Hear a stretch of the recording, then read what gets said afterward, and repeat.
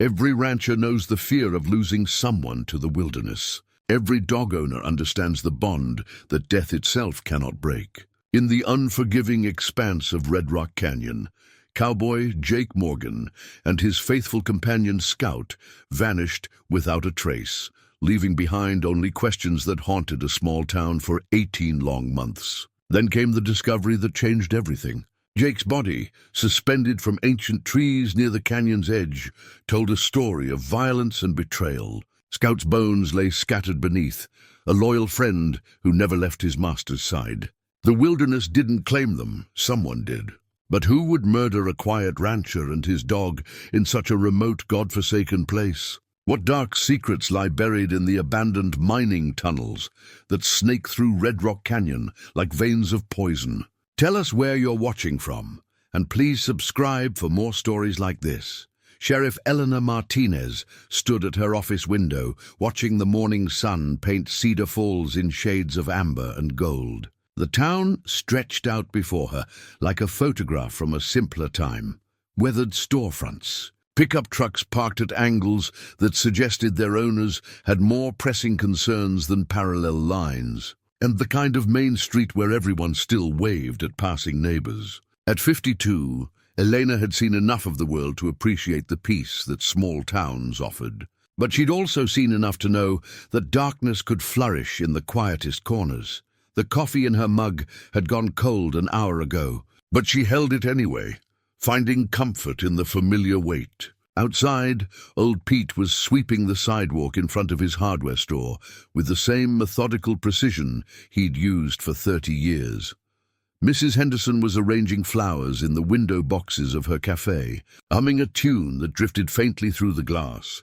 These were the rhythms of Cedar Falls, predictable, reassuring, unchanged, until 18 months ago, when Jake Morgan and his dog Scout had walked into Red Rock Canyon and never walked out.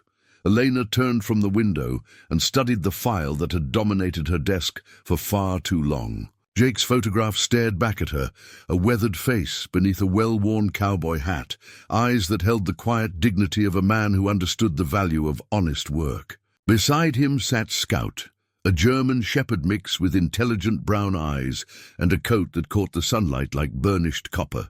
They'd been inseparable, those two. Jake used to joke that Scout was better company than most people, and from what Elena knew of Jake Morgan, that wasn't much of a joke at all. She remembered Jake from her childhood. Though he probably wouldn't have remembered her, Elena's family had struggled after her father died, leaving her mother to raise 3 children on a seamstress's wages. When their old truck finally gave up the ghost, Jake had appeared at their door with tools and parts, spending his Sunday afternoon coaxing life back into the engine. He'd refused payment, just tipped his hat and said that neighbors looked out for neighbors. That was Jake, a man who measured his worth not in words but in actions. The phone rang, interrupting her reflection. Deputy Tom Rivers' voice carried the weariness that had become familiar over the past months. "Elena, you need to get out to Red Rock Canyon. Ben Crowfeather called it in about 20 minutes ago." Elena's pulse quickened. Ben was one of the most experienced trackers in 3 counties, a man who could read the land like others read newspapers. If he was calling, he'd found something significant. "What's the situation, Tom?" "He found them, Elena. He found Jake and Scout." The words hit Elena like a physical blow. For 18 months, search parties had combed every inch of accessible terrain. They'd followed false leads and pursued theories that led nowhere. The prevailing assumption had been that Jake and Scout had fallen victim to the canyon's unforgiving landscape. A flash flood, a rock slide, or simply the kind of accident that claimed lives in remote country where help was hours away. "I'll be there in 30 minutes, Elena said, already reaching for her keys. "Secure the scene and keep everyone back until I arrive." The drive to Red Rock Canyon gave Elena time to think, though thinking was the last thing she wanted to do. Jake had been more than just another missing person case. He represented something solid in a world that seemed increasingly uncertain. His disappearance had shaken Cedar Falls in ways that went beyond concern for a neighbor. If someone like Jake Morgan, careful, experienced, deeply connected to the land, could simply vanish, then what safety did any of them really have? The canyon opened before her like a wound in the earth, red sandstone walls rising toward a sky so blue it seemed painted. Elena had always found the place both beautiful and unsettling. There was something about the way sound carried strangely here, the way shadows fell at unexpected angles. The local Paiute tribe had stories about Red Rock Canyon that went back generations, stories that most people dismissed as folklore, but that contained the kind of warnings that sometimes proved wiser than modern skepticism. Ben Crow Feather met her at the makeshift perimeter he'd established with crime scene tape. At 68, Ben moved with the quiet efficiency of a man who'd spent his life reading sign that others couldn't see. His weathered face was grave, his dark eyes holding a sadness that went deeper than the discovery of remains. "It's not what we expected, Elena," he said without preamble. "They didn't die here 18 months ago." Elena felt her stomach drop. "What do you mean?" Ben led her along a narrow trail that wound between towering rock formations. The morning sun was higher now, but shadows still clung to the canyon walls like reluctant memories. After 15 minutes of walking, they reached a grove of ancient juniper trees that stood like sentinels around a natural clearing. What Elena saw there would haunt her dreams for months to come. Jake Morgan's body hung from the thick branch of the largest juniper, suspended by a rope that still looked new. His clothes were the same ones he'd been wearing when he disappeared: jeans, flannel shirt, and the leather vest his grandfather had worn before him. But the fabric was weathered in ways that spoke of recent exposure, not 18 months in the elements. Below the tree, Scout's bones lay arranged in a pattern that was clearly deliberate. Someone had placed them there with care, creating a circle around a pile of stones that might have been a memorial or might have been something else entirely. "The rope shows no signs of long-term weathering," Ben said quietly. "And look at his boots. Leather's cracked from recent weather, not old exposure. Jake's been dead maybe 3 weeks, Elena. 4 at the outside." Elena studied the scene with growing dread. If Jake had died recently, then where had he been for 18 months? The implications were staggering and horrible. Someone had taken Jake Morgan and his dog, kept them prisoner for over a year, and then brought them here to die. She noticed Jake's hat lying near the base of the tree. The battered Stetson that had been his constant companion showed dark stains that could only be blood. She photographed it without touching, marking it as evidence in what was now clearly a homicide investigation. "There's something else," Ben said, leading her to a flat rock near the clearing's edge. "Found this underneath some brush." It was a leather-bound journal, its pages swollen with moisture but still readable. Elena opened it carefully, recognizing Jake's neat handwriting on the first page. She could make out clearly. The entry was dated 3 weeks before his disappearance, and the words made Elena's blood run cold. "The lights in the canyon are getting brighter. Saw them again last night from the high pasture. Scout knows something's wrong. He won't go near the old mine anymore. Found fresh tire tracks on the access road yesterday. Someone's been using that place, and they don't want company. Going to take a closer look tomorrow. If something happens to me, check the Crimson Ridge mine. Something's not right up there." Elena closed the journal, her mind racing. The Crimson Ridge mine had been abandoned since 1987, sealed up after some kind of accident that the mining company had never adequately explained. Most people in Cedar Falls preferred not to talk about what had happened there, treating it like an old family secret that was better left buried. She looked around the clearing again, noticing details that painted an even more disturbing picture. The ground showed signs of recent activity: footprints, drag marks, areas where the natural debris had been cleared away. This wasn't just a dump site. Someone had prepared this place, chosen it for reasons that went beyond convenience. Tom Rivers arrived as Elena was completing her initial survey of the scene. Her deputy was a good man, steady and reliable, but she could see the horror in his eyes as he took in what they'd found. Tom had known Jake, too, had bought hay from him every summer for his wife's horses. "Jesus, Elena," Tom said softly. "Who would do something like this?" Elena looked at the journal in her hands, then at the carefully arranged bones of a loyal dog who had died defending his master. Someone who wanted Jake to suffer, she said. Someone who had time and patience and a reason to hate. As they waited for the coroner and crime scene technicians to arrive from the county seat, Elena found herself studying the landscape around them. Red Rock Canyon stretched for miles in every direction, a maze of narrow passages and hidden valleys where someone could hide almost indefinitely. But hiding wasn't the same as living. Whoever had kept Jake prisoner would have needed supplies, shelter, and most importantly, a base of operations. Her gaze turned toward the distant outline of Crimson Ridge, where the abandoned mine sat like a dark scar on the mountainside. Jake's journal had mentioned strange lights and fresh tire tracks. If someone was using the old mine, they'd have the perfect hiding place, isolated, forgotten, and connected to a network of tunnels that honeycombed the mountain. Lena made a decision that would change everything that followed. When this initial investigation was complete, when Jake and Scout had been properly documented and removed from this place of sorrow, she would follow the trail that Jake had started.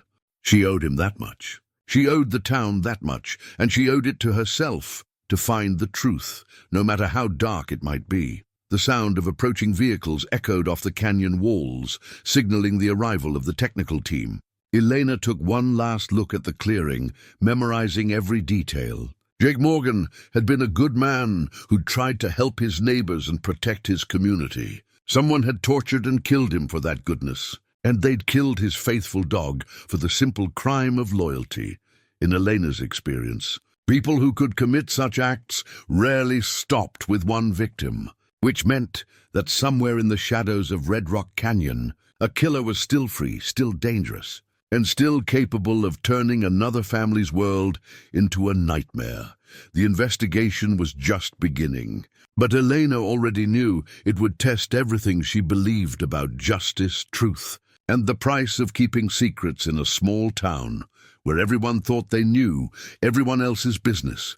She was about to learn just how wrong they all were. Ben Crow. Feather had been tracking for 50 years, learning the craft from his grandfather and honing it through decades of helping law enforcement find everything from lost hikers to escaped prisoners. He understood the language of disturbed earth, broken vegetation, and the subtle signs that marked the passage of both man and beast through the wilderness. But nothing in his experience had prepared him for what he discovered.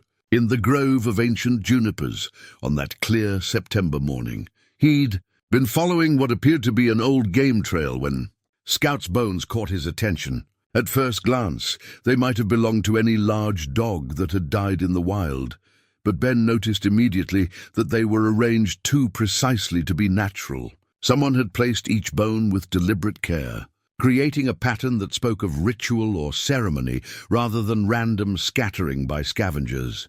It was when he looked up that Ben's blood turned to ice water in his veins. Jake Morgan hung 15 feet above the ground, suspended from a rope that showed no signs of weathering.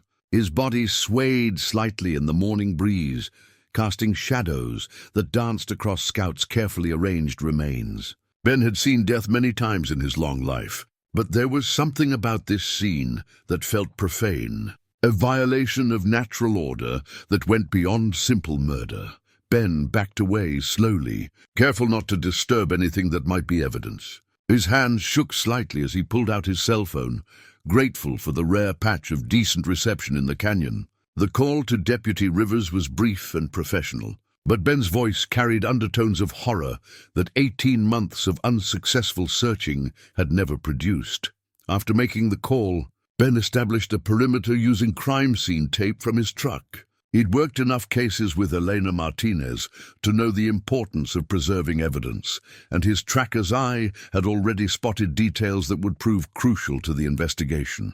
Footprints in the soft earth near the tree base, drag marks leading from the narrow trail, areas where someone had cleared away natural debris to create a cleaner workspace. Most disturbing of all were the signs that whoever had done this had taken their time. Ben could see where camping equipment had been set up at the clearing's edge, flattened areas where a tent had stood, a ring of stones that had contained a fire, even the shallow depression where someone had buried waste. This hadn't been a quick kill and dump. Someone had made this place their temporary home while they completed their grisly work. When Eleanor arrived 30 minutes later, Ben watched her face change as she processed what they'd found.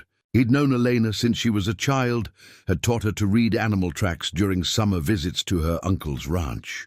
She'd grown into a fine peace officer, but Ben could see that this case was already affecting her in ways that went beyond professional concern. "The positioning is deliberate," Ben told her as they stood at the edge of the clearing. "Everything about this scene was planned.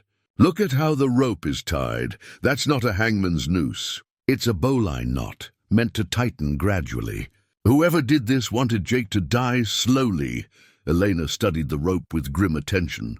The knot was indeed professional, tied by someone who understood the difference between quick death and prolonged suffering. She photographed it from multiple angles before moving her attention to Scout's remains. The dog's bones had been cleaned with meticulous care and arranged in a perfect circle around a small cairn of red stones. Each bone was positioned precisely, creating a pattern that might have been beautiful if it weren't so macabre. At the circle's center, Scout's skull rested atop the stone pile like a monument to loyalty destroyed. "Whoever did this knew Scout," Elena said quietly. "This arrangement, it's not random cruelty. It's personal." Ben nodded toward a patch of disturbed earth near the largest juniper. "Found something else you need to see." Elena followed him to where Scout's leather collar lay partially buried beneath a thin layer of sandy soil. The collar was one she remembered seeing on the dog countless times during his visits to town with Jake. But something was different about it now. Something that made Elena's skin crawl as she knelt. For a closer examination, burned into the leather were symbols that she didn't recognize, angular marks that looked almost like runes or some kind of primitive writing. The burns were fresh, probably made within the last few weeks. Someone had taken the time to modify Scout's collar before arranging his remains, adding their own twisted signature to the crime. "Have you ever seen markings like these?" Elena asked Ben, carefully photographing the collar from every angle. Ben studied the symbols with the intensity he usually reserved for reading difficult tracks. His weathered face grew troubled as recognition dawned. "These aren't Paiute markings," he said slowly, "but I've seen something similar before. There are old stories about the miners who worked Crimson Ridge before it closed. Some of them got interested in things they shouldn't have. Dark things."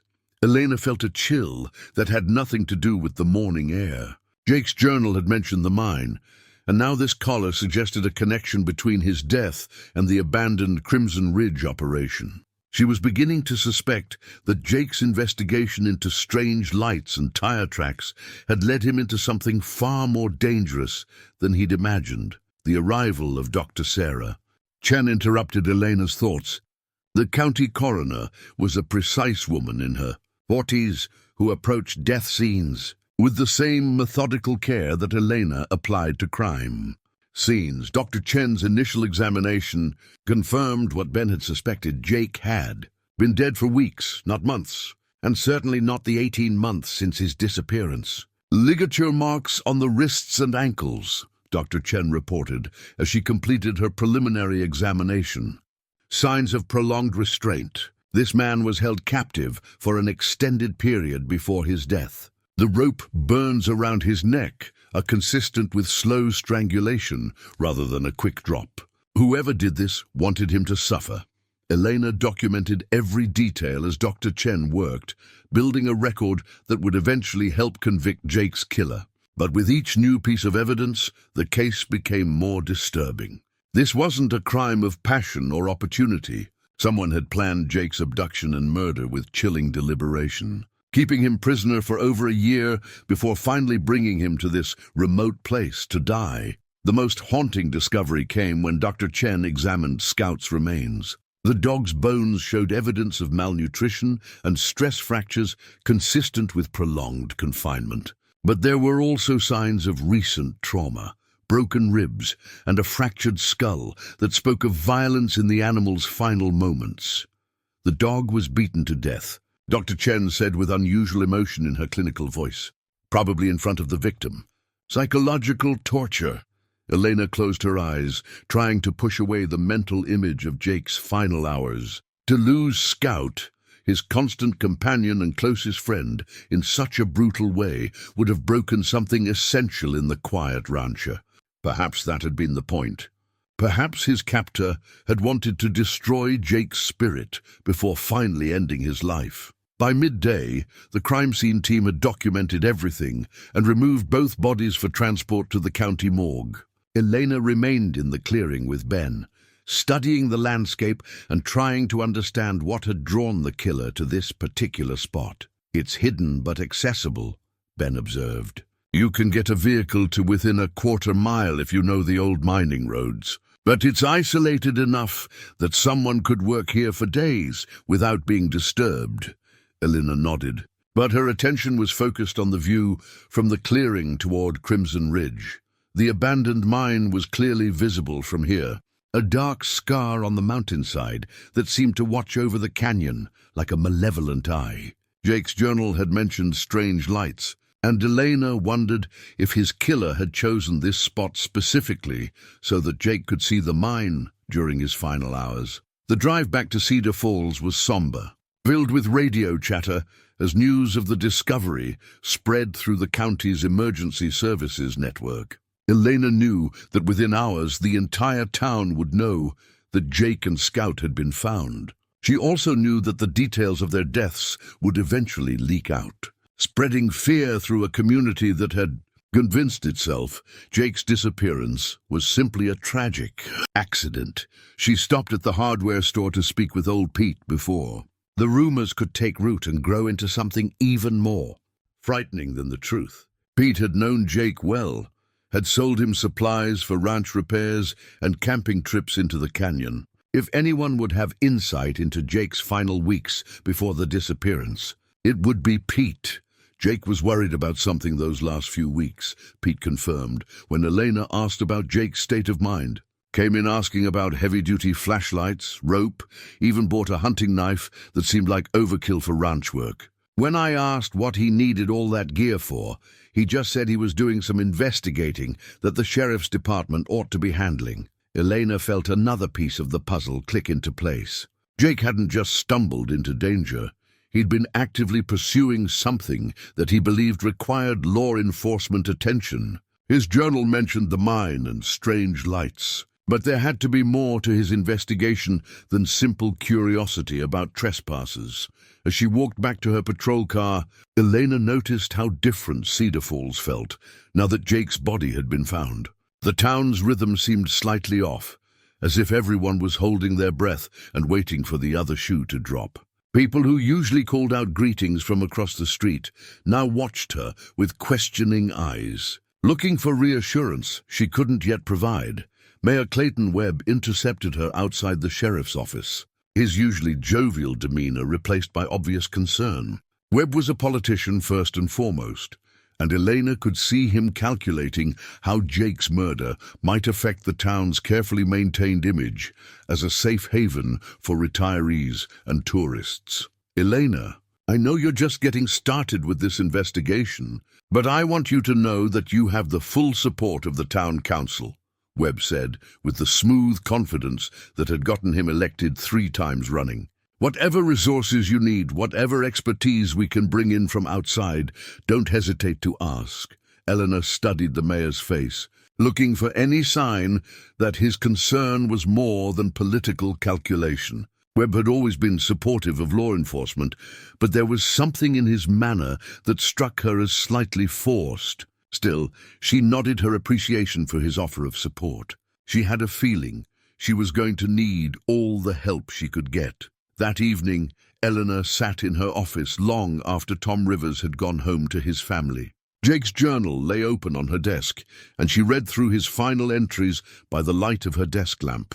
His handwriting grew more urgent as the dates approached his disappearance, filled with references to lights in the canyon, fresh tire tracks, and a growing conviction that someone was using the abandoned mine for purposes that demanded investigation. The last entry was dated the day before Jake and Scout vanished. "Going up to Crimson Ridge tomorrow morning?" Scout doesn't want to go, keeps whining and looking toward the mountain like he knows something I don't. Maybe dogs understand danger better than people do. "If I don't come back, at least someone will know where to look." Elena closed the journal and stared out her office window toward the dark outline of Red Rock Canyon. Somewhere in those shadows, Jake's killer was still free, still dangerous, and still connected to whatever secret the Crimson Ridge mine was hiding. Jake had died trying to uncover that secret, and now it fell to Elena to finish what he'd started. She thought about Scout's collar with its strange burned symbols, about the careful arrangement of bones in the juniper grove, about the calculated cruelty of keeping a man prisoner for 18 months before finally killing him in sight of the place where his investigation had begun. Tomorrow, she would start following Jake's trail toward Crimson Ridge. Tonight, she would prepare for a journey that might well lead her into the same darkness that had claimed a good man and his faithful dog. The formal investigation began at dawn.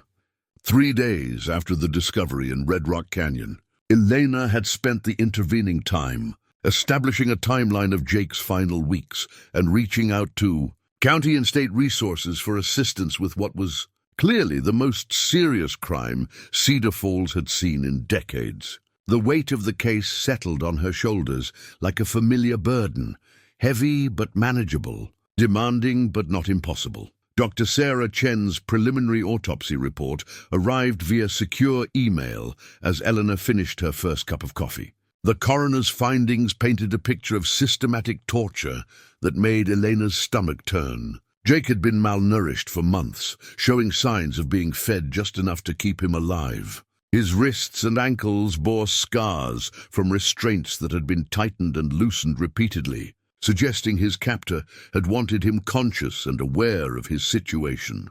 Most disturbing were the psychological markers Chen had identified. Jake's fingernails had been worn down to the quick from scratching at surfaces, probably concrete or stone walls. His dental records showed stress fractures in his molars from prolonged teeth grinding, a sign of chronic anxiety and helplessness. These weren't the injuries of a man who had died quickly. They were the accumulated damage of someone who had spent over a year knowing that each day might be his last. The victim shows classic signs of prolonged captivity in a confined space.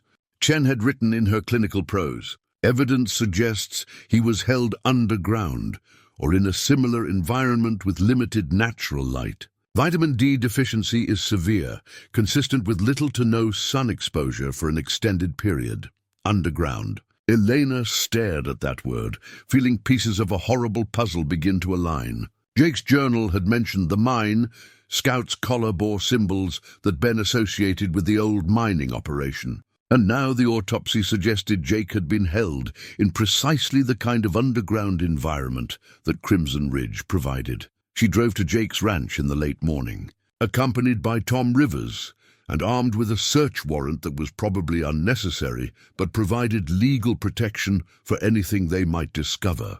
The Morgan property sat on 80 acres of high desert plateau, with the main house positioned to offer sweeping views of Red Rock Canyon and the mountains beyond. It was exactly the kind of place where a man could find peace after a lifetime of hard work, which made Jake's fate all the more tragic. The house had been locked up since Jake's disappearance, maintained by his attorney according to the terms of a will that left everything to a nephew in Colorado. Elena had contacted the nephew, who had given permission for a thorough search of the property. Walking through Jake's home felt like trespassing on a life interrupted in its daily rhythms. Jake's study revealed the methodical mind of a man who kept careful records. Filing cabinets contained ranch business going back 20 years, each document properly dated and filed. But it was Jake's desk that provided the first real insights into his final investigation. Hidden in a locked drawer that Tom managed to open with a bent paperclip, they found a second journal, older and more detailed than the one discovered at the crime scene. This journal revealed that Jake's interest in Crimson Ridge had begun 6 months before his disappearance. triggered by something his neighbor Walt Hobson had told him about lights in the canyon. Jake had initially dismissed Walt's stories as the imaginings of an old man who lived alone and watched too much television. But Jake's respect for Walt's decades of experience in the area had eventually convinced him to take a closer look. June 15th, Eleanor read aloud from one of Jake's entries. Walt was right about the lights. Saw them myself last night from the high pasture. Not natural, too regular, too bright. Someone's definitely using the old mine road. Found fresh tire tracks this morning. Heavy vehicle, probably a truck or large SUV. Tracks lead right up to the sealed entrance. The Journal documented Jake's growing conviction that something illegal was happening at Crimson Ridge. He'd conducted surveillance from various points around his property, carefully noting vehicle movements and patterns of activity. The entries showed a man who understood that he was investigating something dangerous, but felt compelled to continue by a sense of duty to his community. August 3rd, another entry read, heard machinery running up at the mine last night. Chainsaws maybe, or some kind of industrial equipment. The sound carried for hours, which means they're not worried about being overheard. Either they think they're far enough from town, or they've got reason to believe nobody will investigate. Elena and Tom spent 3 hours searching the house, finding additional evidence of Jake's investigation hidden throughout the property. In the barn, they discovered camping gear that Jake had apparently been preparing for a trip into the canyon. A detailed topographical map of the area around Crimson Ridge was marked with observation points and approach routes, showing that Jake had been planning something more ambitious than simple surveillance. Most telling was a manila folder tucked inside Jake's gun safe, containing photocopied documents that he'd somehow obtained about the Crimson Ridge mine's history. The papers were yellowed with age, clearly copied from older sources, and they painted a picture of the mine's operation that differed significantly from the official version most people in Cedar Falls knew. According to these documents, Crimson Ridge had been one of the most productive silver mines in the region during the 1970s and early 1980s. The operation had employed nearly 200 people at its peak, providing good wages and steady work for families throughout the area. But something had gone wrong in 1987, something serious enough to cause the mine's immediate closure and the termination of all operations. The official story, as Elena remembered it, was that falling silver prices had made the mine unprofitable. But Jake's documents told a different tale. Internal company memos spoke of atmospheric anomalies in the deeper shafts, equipment failures that couldn't be explained, and most ominously, a series of worker disappearances that had never been adequately investigated. One memo, dated just weeks before the mine's closure, was particularly disturbing. Recommend immediate cessation of Level 7 operations pending investigation of atmospheric disturbances. 3 workers reported missing during overnight shift. Search teams unable to locate in mapped tunnel systems. Advise corporate of potential liability issues. Elena studied the memo with growing unease. 3 missing workers in 1987, and now Jake Morgan and Scout in the present day. The mine seemed to have a history of claiming people who got too close to whatever secrets it contained. After leaving Jake's ranch, Elena and Tom drove to Walt Hobson's place, a modest trailer home situated on 20 acres adjacent to the Morgan property. Walt was 83 years old, a retired railroad worker who had moved to Cedar Falls 15 years earlier, seeking the kind of peace that mountain country could provide. He greeted them with the cautious politeness of a man who had lived long enough to be wary of unexpected visits from law enforcement. "I told Jake he should leave well enough alone," Walt said, as they sat on his front porch, looking out toward the distant silhouette of Crimson Ridge. "Some things are better left buried, especially when they've been buried for good reason." Elena encouraged Walt to tell them about the lights he'd observed, and the old man's account was both detailed and unsettling. The lights had first appeared about 8 months earlier, always after midnight, and always in the vicinity of the mine's main entrance. They moved with purpose rather than randomly, suggesting human activity rather than natural phenomena. They come and go on a schedule, Walt explained. 2, maybe 3 times a week, usually on nights when there's no moon. Vehicles, too. Heard them driving up that old access road when the wind's blowing right. Heavy trucks from the sound of it, not pickup trucks or SUVs. Walt's observations matched Jake's journal entries almost perfectly, confirming that someone had been using the abandoned mine for months before Jake's disappearance. But Walt added details that Jake's journal hadn't captured, details that made Elena's investigation suddenly more urgent. "There's been other people asking questions about Jake," Walt said, his roomy eyes fixed on Elena's face. "City folks in expensive suits, driving cars that cost more than most people make in a year. They came by here about a month after Jake went missing, wanted to know if he'd talked to me about anything unusual. When I told them he had, they offered to buy my property for twice what it's worth."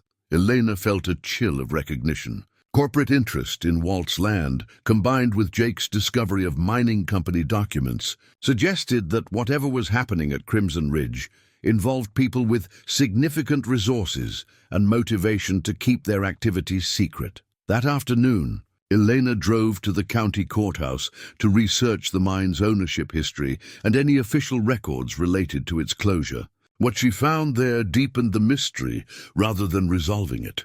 The Crimson Ridge mine had been owned by Apex Mining Corporation until 1987, when it was sold to a company called Mountain Vista. Holdings for a token sum of $1, typically a sign of some kind of corporate restructuring or liability, transferred. Mountain Vista Holdings had no other assets that Elena could discover, no business address beyond a post office box, and no apparent connection to the mining industry. The company had paid minimal property taxes for 37 years, apparently content to own a sealed mine with no productive value.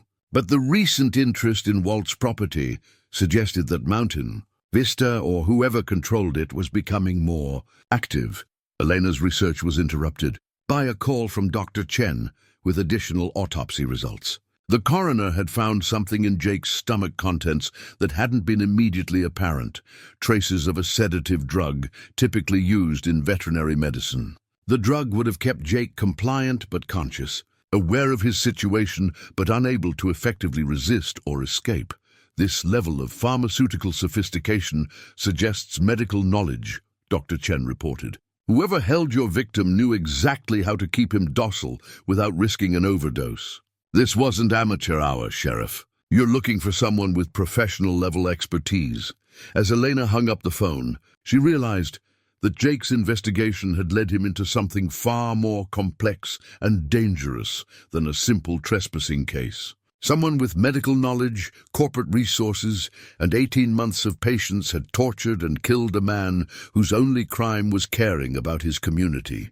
The question now was whether Eleanor could follow Jake's trail without meeting the same fate. She thought about Scout's collar with its burned symbols, about the methodical arrangement of bones in the juniper grove, about the corporate documents hidden in Jake's gun safe. Every piece of evidence pointed toward Crimson Ridge and the secrets it contained. Elena made a decision that would define everything that followed.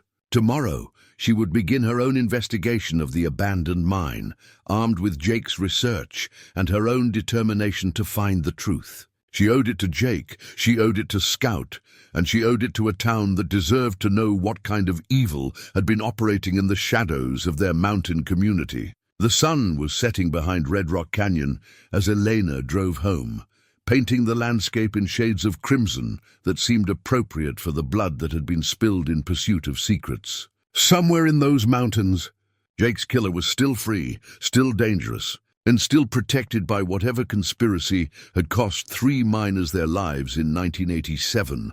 But Eleanor had advantages that Jake hadn't possessed. She had legal authority, backup from other law enforcement agencies, and most importantly, she knew what she was walking into. Jake had died because he'd investigated alone, trusting in his own ability to handle whatever he discovered.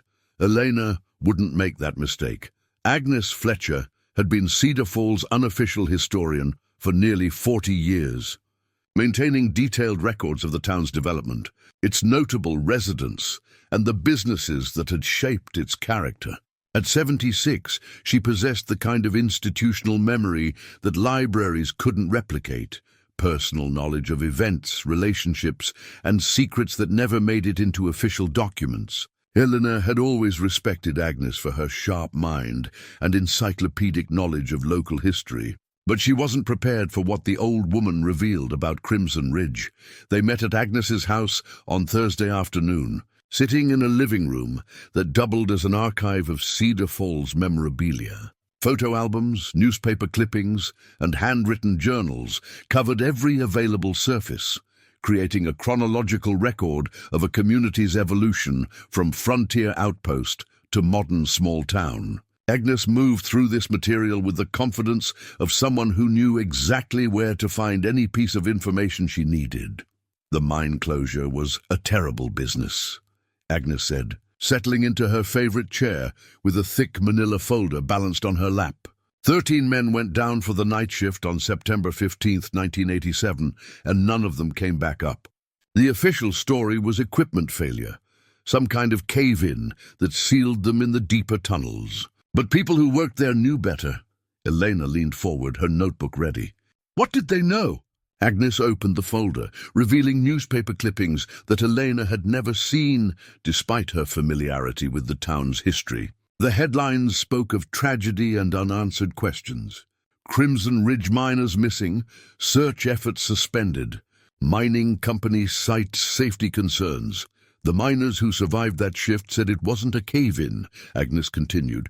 They talked about sounds coming from the deep tunnels, machinery that wasn't theirs, voices speaking languages they didn't recognize. Some of them claimed they saw lights moving in shafts that had been sealed for years. Elena studied the newspaper photos, noting the faces of worried families gathered outside the mine's entrance. Something about one of the pictures nagged at her, a familiar quality she couldn't quite identify. Then Agnes turned the page, and Elena's blood turned cold. Staring back at her from a 36-year-old newspaper was a photograph of Jake Morgan's father, Robert. The caption identified him as one of the missing miners, a 32-year-old man who left behind a wife and 7-year-old son. Elena realized that Jake's investigation of Crimson Ridge hadn't been motivated by simple civic duty. It had been personal, a son's attempt to understand what had happened to his father. Jake never told anyone about the connection, Agnes said quietly.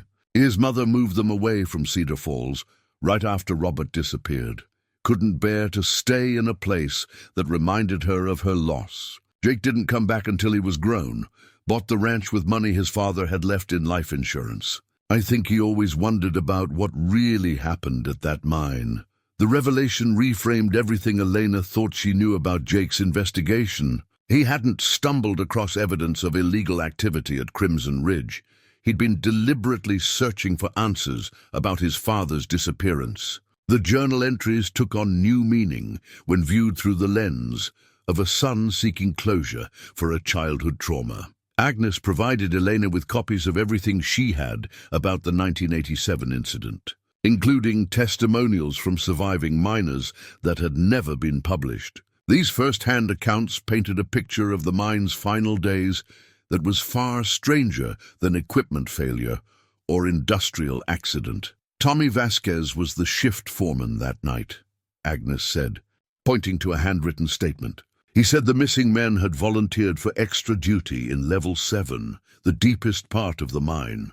Company had been doing some kind of special excavation down there, bringing in equipment that the regular crew wasn't allowed to operate. Tommy tried to follow them when they didn't report back, but the tunnels had been sealed from the inside. Elena read Tommy's statement with growing unease. The foreman described finding newly installed steel doors blocking access to Level 7, doors that hadn't been there at the start of the shift. When he tried to break through, he heard sounds that convinced him to retreat, sounds he described as not quite human, coming from the darkness beyond the barriers. After leaving Agnes's house, Elena drove to the small cemetery where Cedar Falls buried its dead. She found Robert Morgan's headstone easily enough, a simple granite marker that listed only his name. dates and the word missing. Jake had placed fresh flowers there recently, probably during one of his visits to town before his disappearance. Standing at his father's grave, Elena began to understand the depth of Jake's obsession with Crimson Ridge.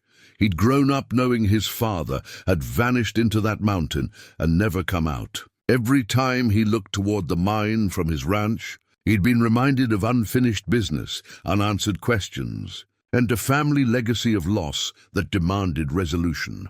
Elena's next stop was Ben Crowfeather's home, seeking the perspective that only came from generations of connection to the land. Ben's family had lived in the Red Rock Canyon area for centuries before the first white settlers arrived, and their oral traditions contained knowledge that European immigrants had often dismissed as superstition. But Eleanor had learned to respect the wisdom embedded in stories that had survived generations of telling. Ben welcomed her with coffee and the kind of unhurried hospitality that made every conversation feel important. They sat on his porch as afternoon shadows lengthened, looking out toward the canyon that had shaped both their lives in different ways.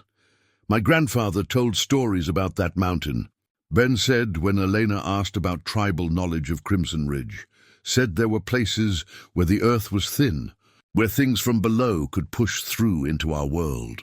The old people knew to avoid certain areas, especially the caves and underground spaces." Elena listened carefully as Ben described legends that went back centuries, stories of shadow walkers who emerged from deep places to steal people away, of voices calling from underground that led the unwary into darkness they couldn't escape. What struck her most was how these ancient warnings seemed to anticipate the modern tragedies associated with the mine. "The silver miners thought they knew better than the old stories," Ben continued. "Brought their machines and explosives into places that should have been left alone. My grandfather said they dug too deep, opened passages that connected to things better left sealed." Ben's words carried the weight of authentic belief. Not the casual repetition of folklore, but the transmission of knowledge that his people considered genuinely important.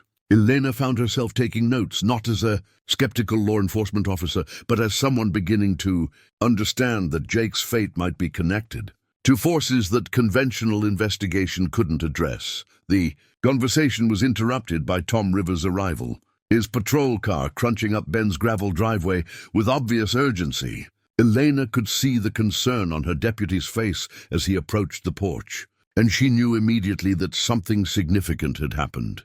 "Elena, we need to talk," Tom said without his usual preliminaries. "I've been getting calls from townspeople who are worried about your investigation. People are saying you're getting too focused on the mine, asking too many questions about things that happened 40 years ago." Elena felt a familiar tightness in her chest, the isolation that came when a case started revealing truths that made people uncomfortable. She'd experienced it before, with investigations that touched on family secrets or community scandals, but never to this degree.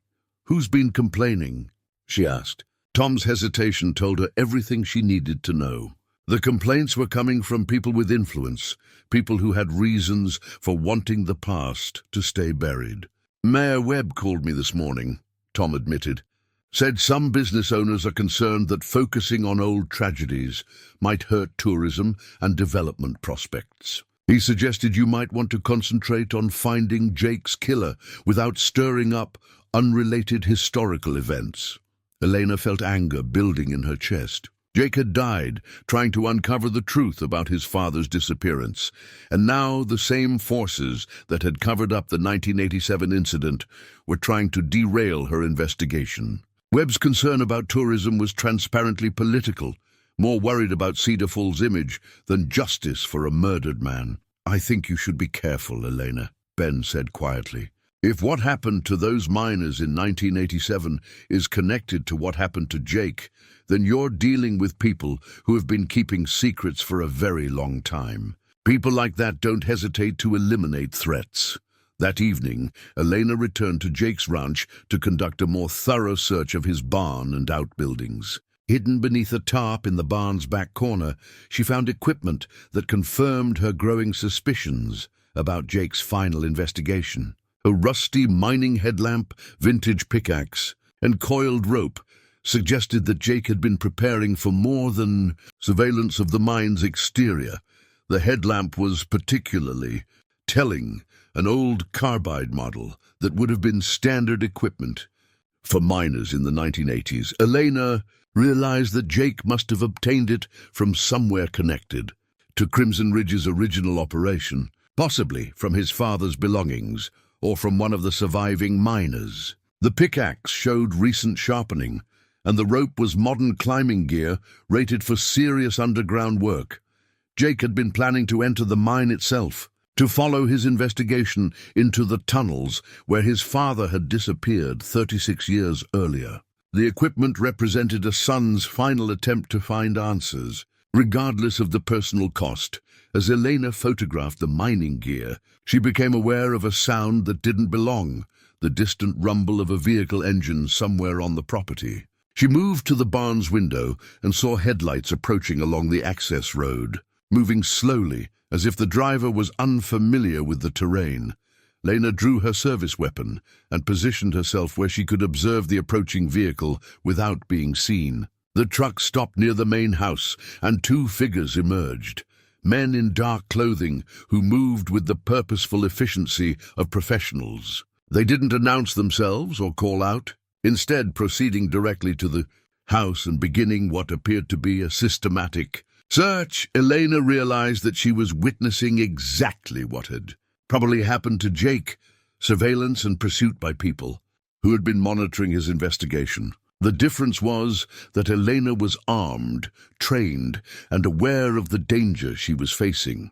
She used her radio to call for backup, keeping her voice low as she reported her location and situation to Tom Rivers. Then she settled in to observe, documenting the intruder's activities while waiting for reinforcements to arrive. The men searched Jake's house with professional thoroughness, clearly looking for something specific rather than conducting random vandalism. Elena watched them spend considerable time in Jake's study, photographing documents and removing items that they apparently considered important. Their behavior confirmed that Jake's investigation had threatened someone with significant resources and organizational capabilities. When Tom arrived with backup 15 minutes later, the intruders had vanished as silently as they'd appeared. But they'd left behind evidence of their presence: fresh tire tracks, fingerprints on door handles, and most importantly, the knowledge that Elena's investigation was being monitored by the same forces that had killed Jake. Standing in Jake's ransacked study, Elena realized that she'd reached a point of no return. The people responsible for Jake's death knew she was following his trail, and they demonstrated their willingness to take direct action to protect their secrets. Her investigation had moved beyond routine police work into something more dangerous and complex, but Elena also knew that backing down wasn't an option. Jake had died seeking the truth about his father's disappearance, and now Elena was the only person positioned to finish what he'd started. The mining equipment hidden in his barn represented his final attempt to enter Crimson Ridge and find answers in the tunnels where 13 miners had vanished in 1987. Tomorrow, Elena would begin her own preparation for entering the mine. Jake had gone alone and unprepared for what he'd found there. Elena wouldn't make the same mistake, but she was beginning to understand that some kinds of preparation might not be enough for what waited in the darkness beneath Crimson Ridge. Elena made the decision to explore Crimson Ridge during a sleepless night spent reviewing Jake's research and planning her next moves. The official warnings about mine safety were legitimate. Abandoned mining operations posed genuine dangers from unstable structures, toxic gases, and unmarked shafts that could swallow the unwary. But Elena had reached the conclusion that conventional investigation methods weren't sufficient for uncovering what had happened to Jake and his father. The break she needed came from an unexpected source. While researching the mine's history at the county library, Elena discovered a reference to Marcus Reed, described in a 1988 newspaper article as the mining engineer who supervised Crimson Ridge's final excavation. Unlike most of the mine's former employees, Reed had remained in the area, establishing a small consulting business that specialized in mine safety assessments and environmental remediation. Elena found Reed's office in a converted garage behind his home on the outskirts of town. At 68, he was a lean man with weathered hands and the kind of careful manner that came from decades of working in dangerous environments. His office walls were covered with geological surveys, mining schematics, and photographs of excavation projects that spanned a 40-year career. I wondered when someone would come asking about Crimson Ridge, Reed said when Eleanor introduced herself and explained her investigation. Been expecting it for 36 years, ever since they sealed those tunnels and told us to keep quiet about what we'd found down there. Elena settled into the worn leather chair Reed offered, sensing that she was about to learn something that would fundamentally change her understanding of Jake's case. What did you find, Mr. Reed? Reed poured coffee from a thermos that had probably accompanied him into hundreds of mines, his movements deliberate and thoughtful. You have to understand the context, he began. By 1987, Crimson Ridge was one of the most productive silver mines in the region. We were pulling high-grade ore from depths that most operations couldn't reach economically. The company had invested millions in specialized equipment for deep excavation. Elena noted how Reed spoke about the mine in technical terms, the language of someone who understood geology and engineering but was struggling to explain something that defied both disciplines. Level 7 was supposed to be our deepest production area, Reed continued. We'd identified a rich vein of silver ore at 800 feet below surface, accessible through a series of connecting tunnels that we'd been developing for 6 months. The work was dangerous but routine until we broke through into spaces that weren't on any geological survey. Reed pulled out a folder containing photographs that Elena recognized as official mining documentation. The images showed tunnel walls, excavation equipment and geological formations, but also something else, openings in the rock that appeared to be artificial rather than natural. We found chambers that had been carved by hand, probably centuries before the first European settlers arrived in the area. The local Paiute tribe had stories about sacred spaces in the mountain, places where their ancestors had conducted ceremonies and left offerings. We should have stopped digging when we realized what we'd discovered. Elena studied the photographs, noting the precise stonework and carefully planned architecture that suggested significant time and effort in their construction. What happened when you continued excavating? Reed's expression darkened. Strange things started happening almost immediately. Tools would disappear from secure storage areas and turn up in parts of the mine where no one had been working. We'd hear sounds coming from the deeper tunnels, machinery running, voices talking, even music sometimes. But when we investigated, we'd find empty shafts and no evidence of human activity. Elena felt a chill of recognition.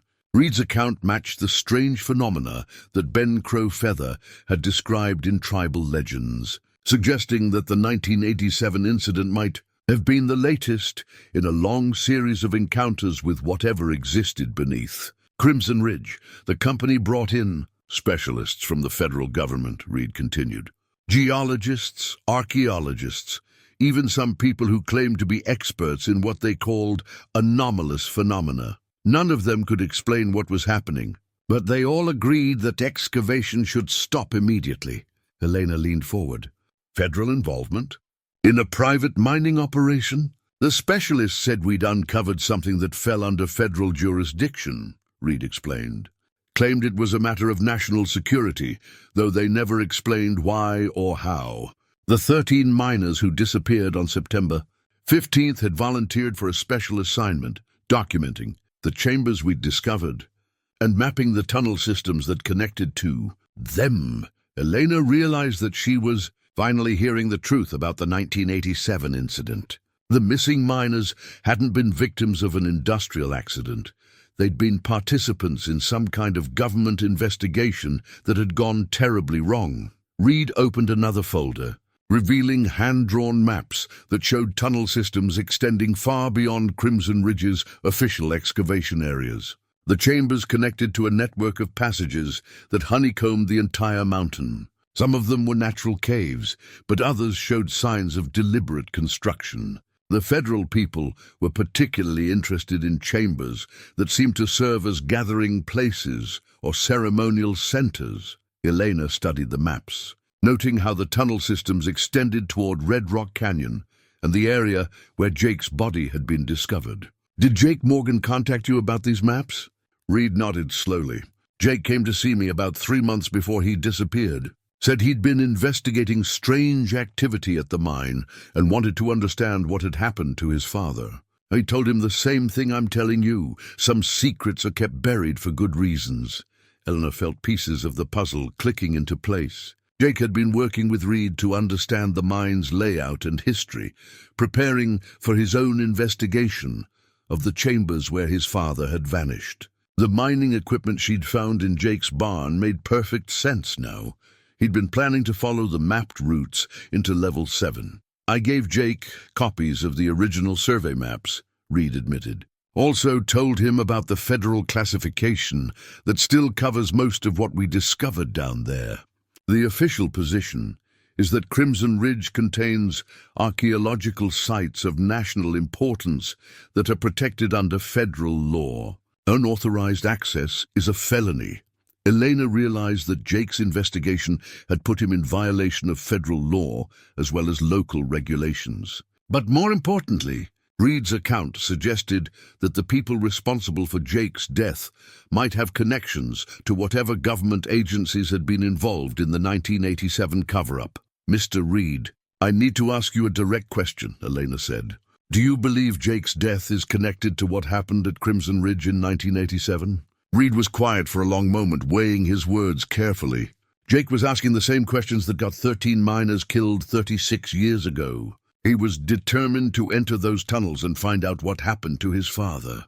If someone wanted to stop him from uncovering the truth about Level 7, they'd have plenty of motive for murder." Eleanor left Reed's office with photocopied maps and a growing understanding of the scope of what she was investigating. Jake's case wasn't just about a local murder. It was connected to federal secrecy, archaeological cover-ups, and forces that had been operating in the shadows for decades. That afternoon, Elena drove to the Crimson Ridge access road, officially to conduct a site survey, but actually to begin her own preparation for entering the mine. The road hadn't been maintained since 1987, but it was still passable for a 4-wheel drive vehicle. The mine's entrance was sealed with concrete barriers and warning signs, but Elena could see that someone had recently created an opening large enough for human access. Elena parked a quarter-mile from the entrance and approached on foot, carrying the kind of equipment that Jake should have had during his final investigation: professional climbing gear, multiple light sources, communication equipment, and emergency supplies that would allow her to survive underground for several hours if necessary. The mine's entrance opened into a shaft that descended at a steep angle into the mountain's heart. Elena's flashlight beam revealed concrete walls reinforced with steel beams, construction that suggested serious engineering rather than hasty closure. But someone had broken through the barriers, creating a passage that led deeper into the tunnel system. Elena's first expedition took her only into the upper levels, areas that Reed's maps identified as relatively safe and well mapped. Even so, she found evidence that someone had been using these tunnels recently. Fresh footprints in the sandy floor, discarded food containers, and areas where camping equipment had been set up suggested that the mine was serving as someone's base of operations. Most disturbing was what Elena found in a side chamber. About 200 feet from the entrance, someone had created a living space complete with sleeping bags, battery-powered lanterns, and supplies that would allow extended underground residence. But the space felt abandoned, as if its occupant had left recently and didn't plan to return. Elena photographed everything, building a record of evidence that would support her growing theory about Jake's final weeks. He hadn't been held captive in some remote location. He'd been imprisoned right here in Crimson Ridge, kept alive in the tunnels where his father had disappeared 36 years earlier. Hidden beneath a loose stone in the chamber's back wall, Elena discovered the most important piece of evidence yet, a hand-drawn map in Jake's distinctive handwriting. The map showed tunnel routes that didn't appear on Reed's official surveys, passages that extended deeper into the mountain and connected to chambers that Jake had marked with warnings. Voices here. Equipment fails. Don't go alone. Jake's map revealed that he'd conducted extensive exploration of Level 7 before his capture, documenting discoveries that explained his determination to continue investigating despite obvious danger. He'd found chambers containing artifacts that predated known historical settlements, evidence of organized activity in areas that were supposed to be naturally occurring caves. Most ominously, Jake's final notation on the map read, "They know I'm here. If something happens to me, follow the silver vein to the ceremonial chamber." The truth is there, but so is the danger. Eleanor realized that Jake had left her a trail to follow, a route that would lead to whatever he'd discovered in the deepest parts of Crimson Ridge. But she also understood that following that trail would take her into the same danger that had cost Jake his life. As she prepared to leave the mine, Elena heard sounds that made her blood freeze, voices echoing from the deeper tunnels, speaking in tones too low to understand, but clearly human in origin. Someone was down there in Level 7, continuing whatever activities had been interrupted by Jake's investigation. Elena retreated quickly but quietly, knowing that she'd found the proof she needed, that Crimson Ridge was still being used for purposes that demanded secrecy. Jake's killers were still active, still protecting whatever secrets lay hidden in the mountain's deepest chambers. But Eleanor had advantages that Jake hadn't possessed. She knew what she was walking into. She had backup from other law enforcement agencies, and most importantly, she had Jake's map to guide her to the truth he'd died trying to uncover. Tomorrow, she would return with better equipment and reinforcements. Tonight, she would plan an expedition that would either solve the mystery of Crimson Ridge or add her name to the list of people who had vanished trying to uncover its secrets. Elena returned to Crimson Ridge the following morning with equipment that would allow her to follow Jake's mapped route into the deeper levels of the mine. She'd spent the night studying his hand-drawn notations, planning an approach that would minimize risk while maximizing her chances of discovering what he'd found in Level 7. Tom Rivers had wanted to accompany her, but Elena insisted on conducting the initial exploration alone. Too many people would create noise and confusion in an environment where stealth might mean the difference between success and joining the list of missing persons. The descent to Level 7 took Elena through increasingly narrow tunnels that showed signs of both natural formation and deliberate modification. Jake's map proved accurate, guiding her past several passages that appeared to lead to dead ends or potentially dangerous drops. His notations revealed careful observation. Loose rocks here, bad air beyond this point, sound carries, stay quiet. 2 hours into her exploration, Elena found what she'd been looking for, the makeshift prison where Jake had spent his final months, hidden in a side chamber that wouldn't have been visible without Jake's precise directions. The living space told a story of systematic psychological torture that made Elena's hands shake with rage. The chamber had been modified to serve as a holding cell, with steel rings bolted into the rock walls for restraints and a heavy grate that could be lowered to seal the entrance. A sleeping bag, water containers, and minimal food supplies suggested that Jake's captors had kept him alive but not comfortable. But it was the personal items scattered around the space that revealed the true nature of his ordeal.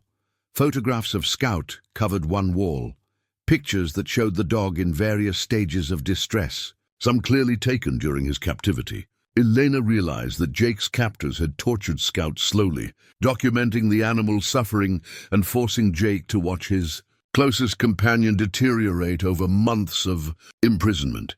Even more disturbing were the audio recordings Elena found on a battery-powered device hidden beneath Jake's sleeping area. Someone had forced Jake to record messages, pleas for mercy, descriptions of his growing despair, and eventually, broken statements of defeat that would have satisfied his captor's need for psychological dominance. Elena listened to one recording with tears in her eyes, hearing Jake's voice grow weaker and more hopeless over time. Day 127. They showed me more pictures of Scout today. He's getting thinner, and I can see the fear in his eyes. I'll do whatever they want if they'll just let him go. He doesn't deserve this. None of this is his fault. The recordings revealed that Jake's investigation had been more successful than Elena had realized. Before his capture, he'd discovered not just evidence of illegal activity at Crimson Ridge, but proof of a conspiracy that reached into federal government agencies and major corporate interests. His captors hadn't killed him immediately because they'd needed to know how much he'd learned and whether he'd shared his findings with anyone else. Following Jake's map deeper into Level 7, Elena discovered why the mine had attracted such dangerous attention. The natural cave system connected to chambers that contained artifacts of immense archaeological and possibly strategic value.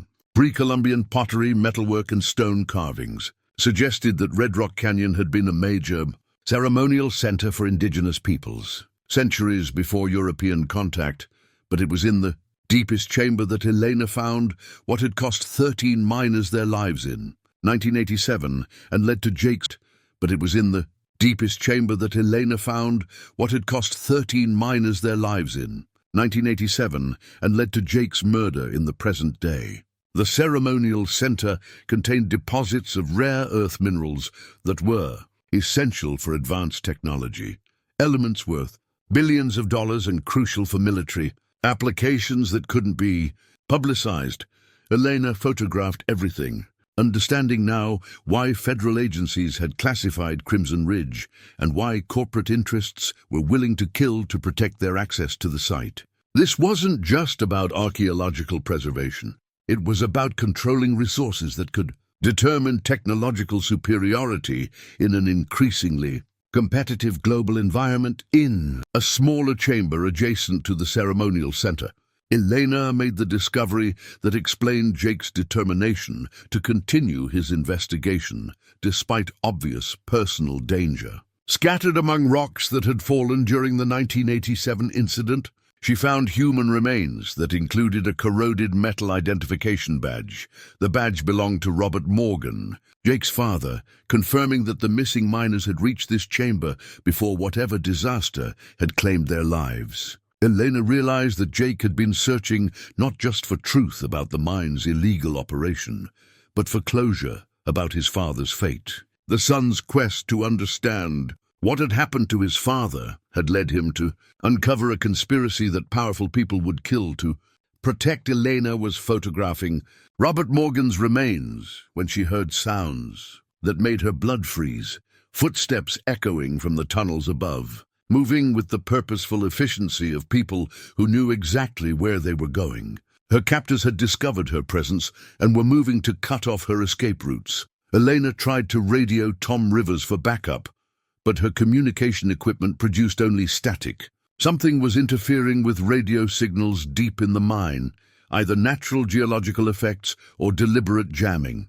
She was effectively cut off from outside assistance, alone in a maze of tunnels with people who had already demonstrated their willingness to commit murder.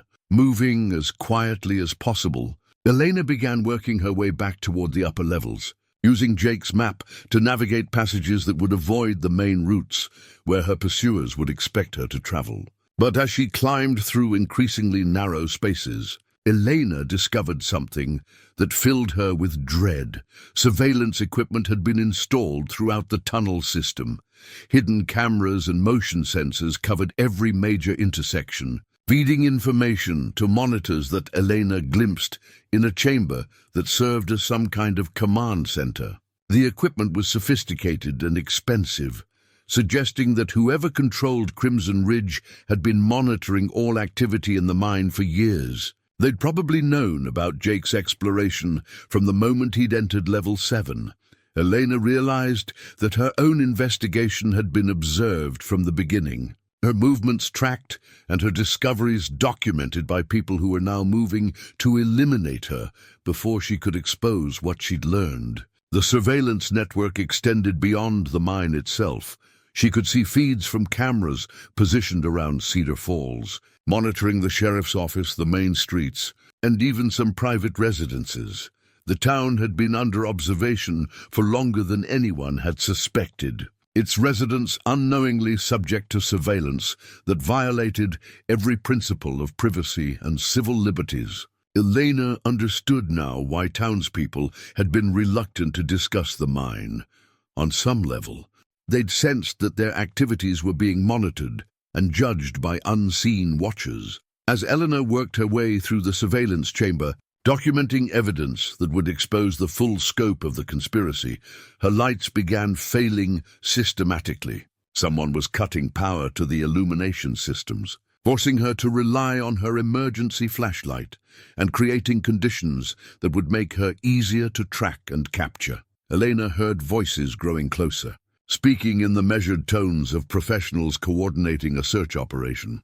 They were methodically checking every chamber and passage, working their way through the mine with the kind of systematic approach that suggested military or law enforcement training. "Target is in level 6, a voice echoed from the tunnels above. "Cut off access to the main shaft and work downward. Remember, we need to know what she's transmitted before we proceed with termination." Eleanor felt terror grip her chest as she realized the full extent of her danger. These weren't casual criminals protecting a simple illegal operation. They were professional operatives, working for an organization with resources and connections that reached into the highest levels of government and corporate power. But Elena also realized that she possessed something Jake hadn't during his final weeks: knowledge of what she was, facing and evidence that could expose the conspiracy if she could find a way to escape the mine and transmit her findings to outside authorities. Using Jake's map, Elena identified an escape route that would take her through natural cave systems that connected to Red Rock Canyon's main drainage. The route was dangerous and would require climbing skills that she hoped her law enforcement training had adequately prepared her for. But it offered her only chance of avoiding capture. As Elena began her desperate climb toward freedom, she carried with her Robert Morgan's identification badge, proof that Jake's father had died trying to protect archaeological treasures and strategic resources from exploitation. She also carried the recordings of Jake's captivity, evidence of surveillance operations against American citizens, and photographs that would expose a conspiracy spanning decades. The sounds of pursuit grew fainter as Elena climbed through passages too narrow for her hunters to follow easily.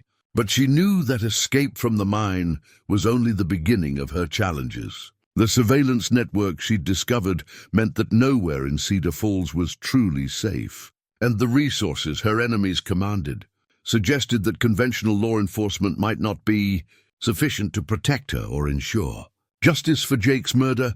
Elena emerged from the cave system as the sun was setting, having spent 12 hours underground, discovering truths that would change everything she thought she knew about her community and her country. Jake Morgan had died protecting secrets that powerful people were willing to kill to preserve. But his death had also provided Elena with the evidence she needed to expose their crimes. The badge in her pocket belonged to a miner who had died 36 years earlier protecting archaeological treasures from exploitation.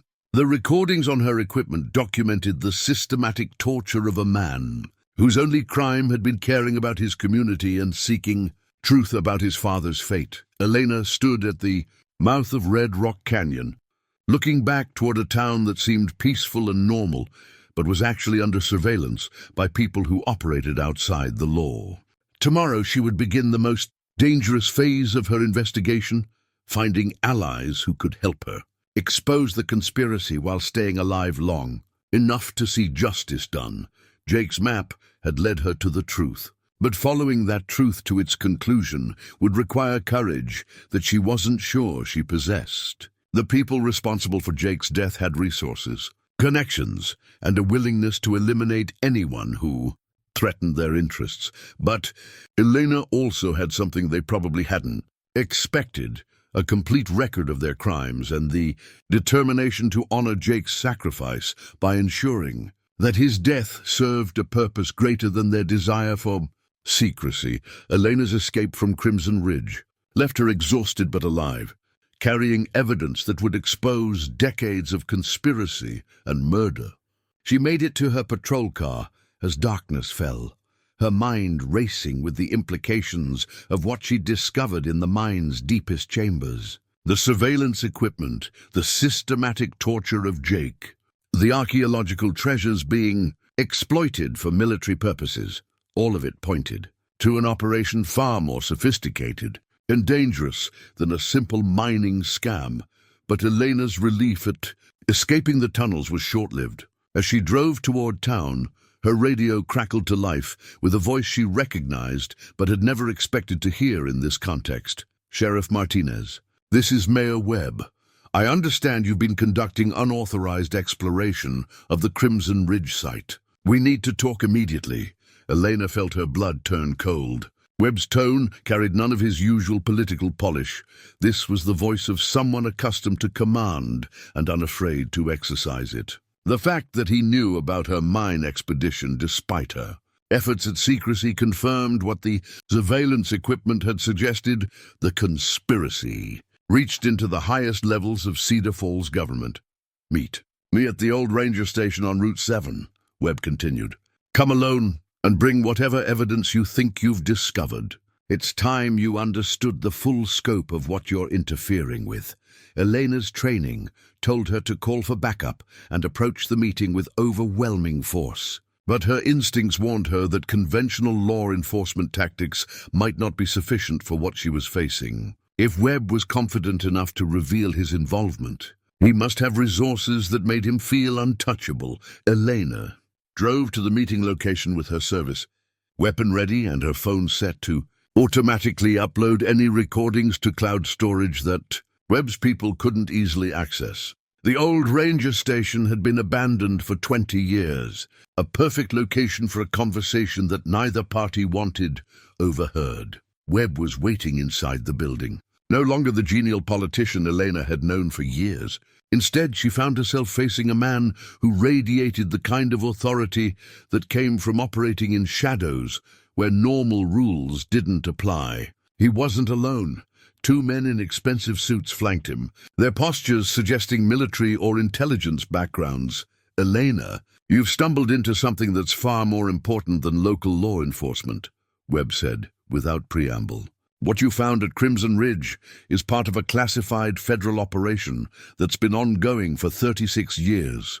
Your investigation threatens national security interests that you couldn't possibly understand." Elena kept her hand near her weapon, studying Webb's face for any sign of the man she'd thought she knew. "Jake Morgan is dead, Mayor. Scout is dead. 13 miners disappeared in 1987. Whatever operation you're running isn't worth those lives."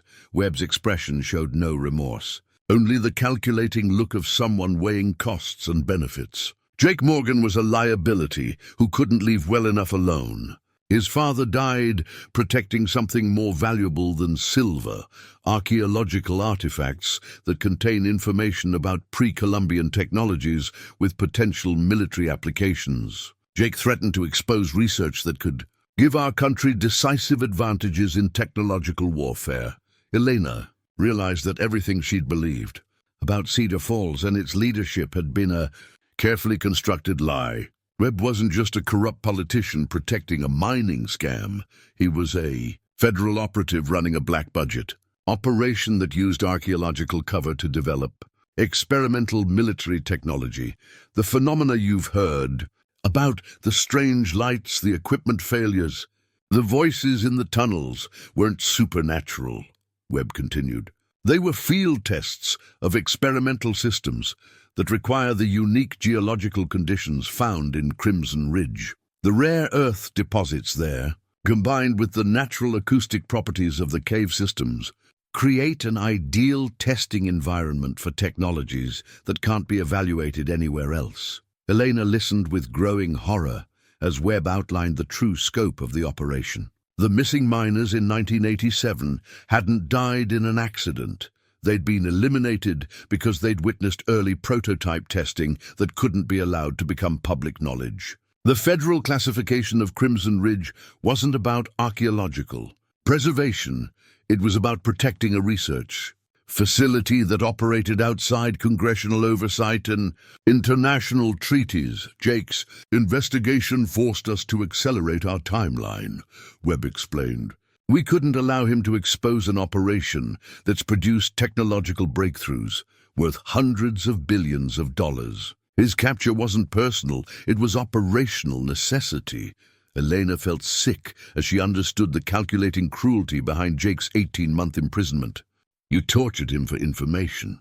You killed Scout to break his spirit. We extracted everything Jake knew about our operation and ensured he couldn't share it with anyone else, Webb said matter-of-factly. The dog's death was regrettable, but necessary for maintaining psychological pressure. Jake needed to understand the consequences of interfering with national security operations. Elena realized that Webb was revealing these details because he didn't expect her to survive the conversation. The confidence in his manner suggested that he'd already decided her fate and was simply satisfying curiosity before eliminating another threat to his operation. Several people in Cedar Falls are part of our support network, Webb continued. The surveillance system you discovered in the mine extends throughout the town.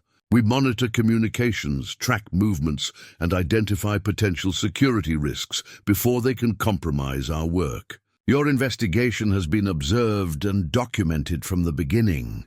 Elena thought about the townspeople who had seemed reluctant to discuss Jake's case. The business owners who had complained about her focus on historical events. The federal specialists who had appeared so quickly after the 1987 incident.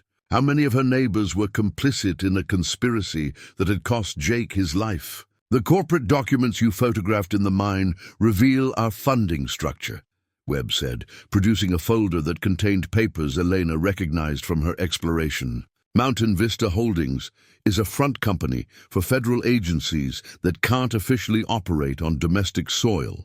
The mining operation provides cover for research that would be illegal if conducted through normal channels. Elena studied the documents, understanding now why Jake's investigation had been so threatening. He'd uncovered proof that the federal government was conducting illegal research on American soil, using archaeological sites as cover for developing weapon systems that violated international agreements about the militarization of cultural heritage. Jake's death will be officially classified as the result of a mining accident, Webb continued. Your death will be similarly explained, a tragic consequence of unauthorized exploration in dangerous tunnels. Local law enforcement will investigate briefly, find no evidence of foul play, and close both cases as accidents. Elena realized that Webb was describing not just her murder, but the cover-up that would follow. Her disappearance would be explained away as easily as Jake's had been, another casualty of dangerous curiosity about things better left alone. But Eleanor had prepared for this possibility. Before leaving her patrol car, she'd uploaded copies of all her evidence to secure servers that Webb's people couldn't easily access. Even if they killed her, the truth about Crimson Ridge would eventually surface through channels that the conspiracy couldn't control. You're making a mistake, Webb, Eleanor said quietly. I've already transmitted everything I found to federal authorities outside your operation. Killing me won't stop the exposure of what you've been doing here. Webb's expression didn't change, but Elena saw one of his associates check his phone with obvious concern. They'd been monitoring her communications, but apparently hadn't accounted for the security measures she'd implemented before entering the mine. FBI field offices in Denver and Phoenix have copies of my evidence, Elena continued, improvising details that would worry Webb's people. If I don't check in tomorrow morning, automatic systems will forward complete documentation to congressional oversight committees and major news organizations. Elena watched Webb's confidence waver for the first time since the conversation began. Federal black budget operations depended on secrecy, and exposure through congressional investigation or media attention would destroy decades of work and investment. "You're bluffing," Webb said. But Elena could hear uncertainty in his voice. Jake's father died protecting archaeological treasures from exploitation, Elena replied. Jake died trying to understand what happened to his father. I'm prepared to die to ensure their deaths weren't meaningless. The standoff stretched for several tense moments, each side weighing options and calculating risks. Elena knew that Webb's associates were probably trying to verify her claims about transmitted evidence, while she tried to appear more confident than she felt about her defensive preparations. The tension broke when Webb's phone buzzed with an urgent message. Elena watched his face change as he read whatever information he'd received, and she knew that her gambit had succeeded. Her evidence had reached people with enough authority to threaten Webb's operation.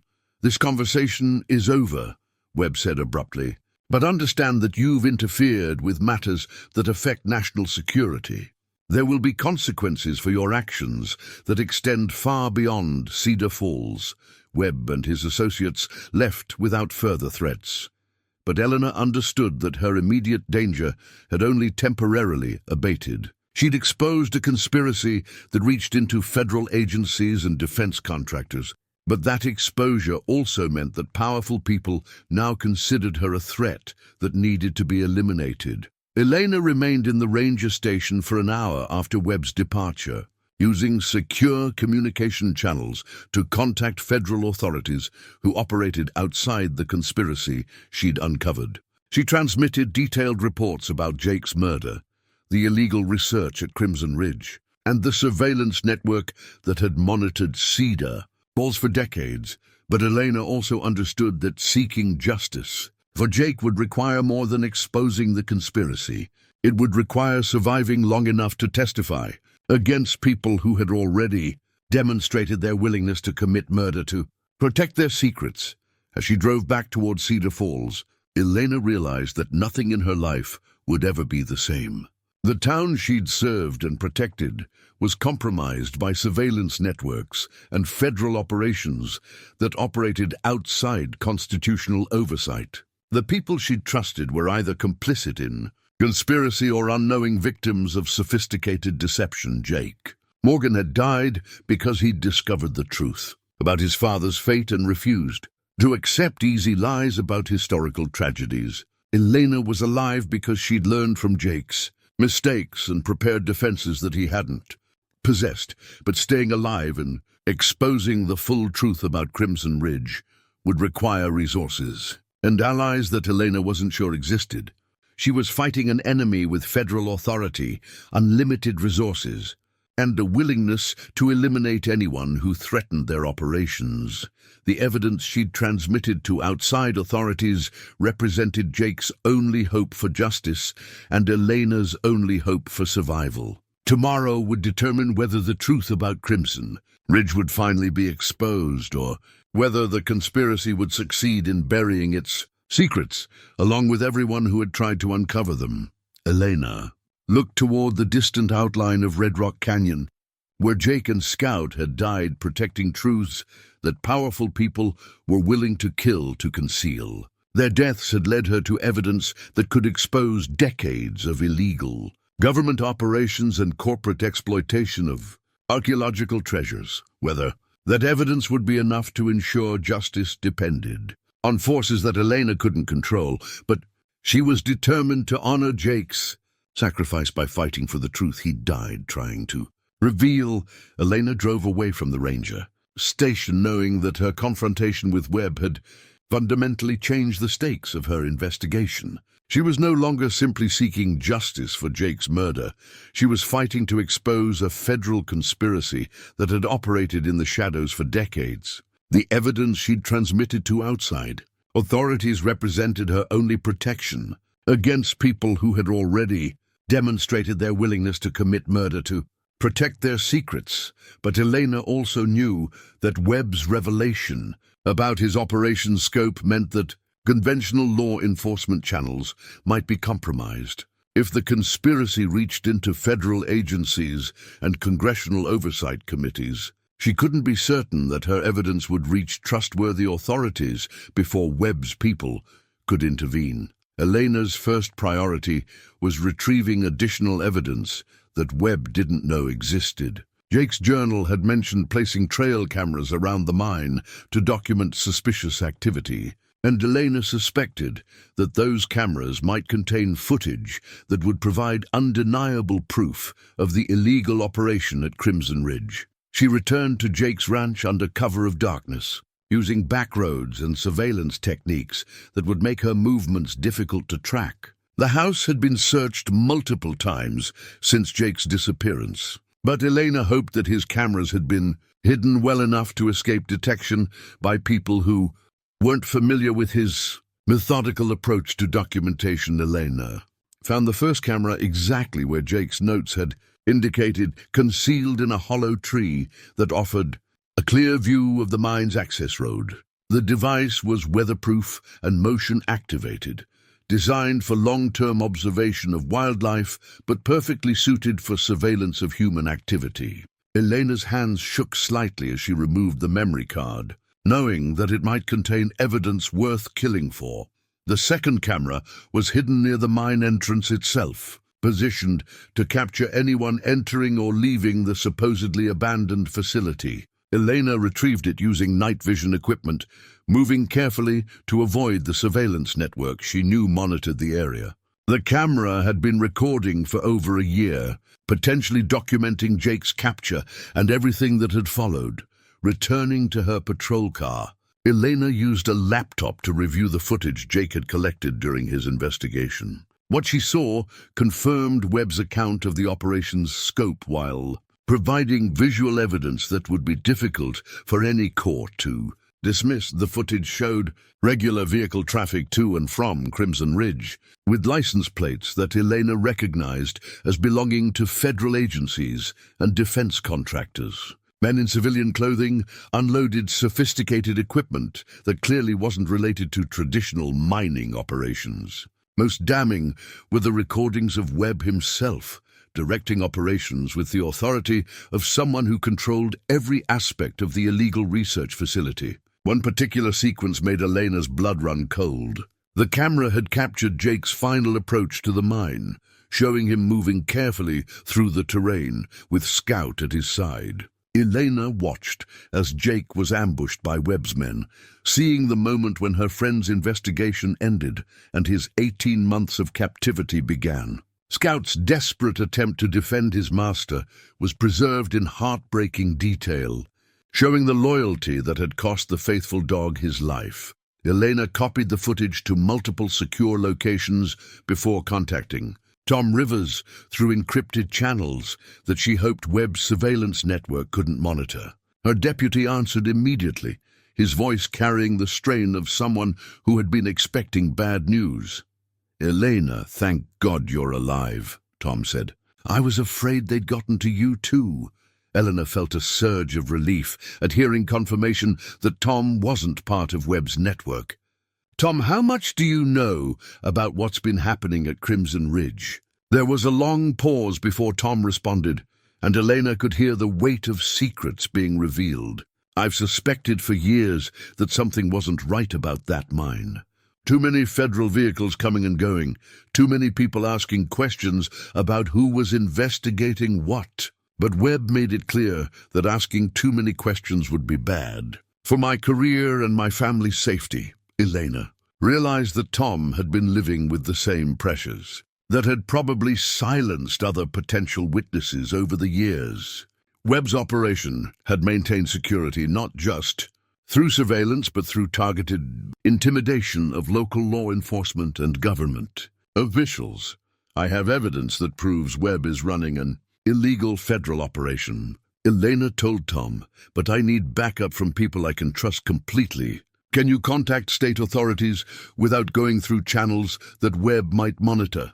Tom's response revealed the depth of his preparation for this moment. "I've been maintaining contact with FBI agents in Denver who specialize in public corruption cases. They've been wondering about federal activity in our area for months. If you have solid evidence, they're ready to move quickly.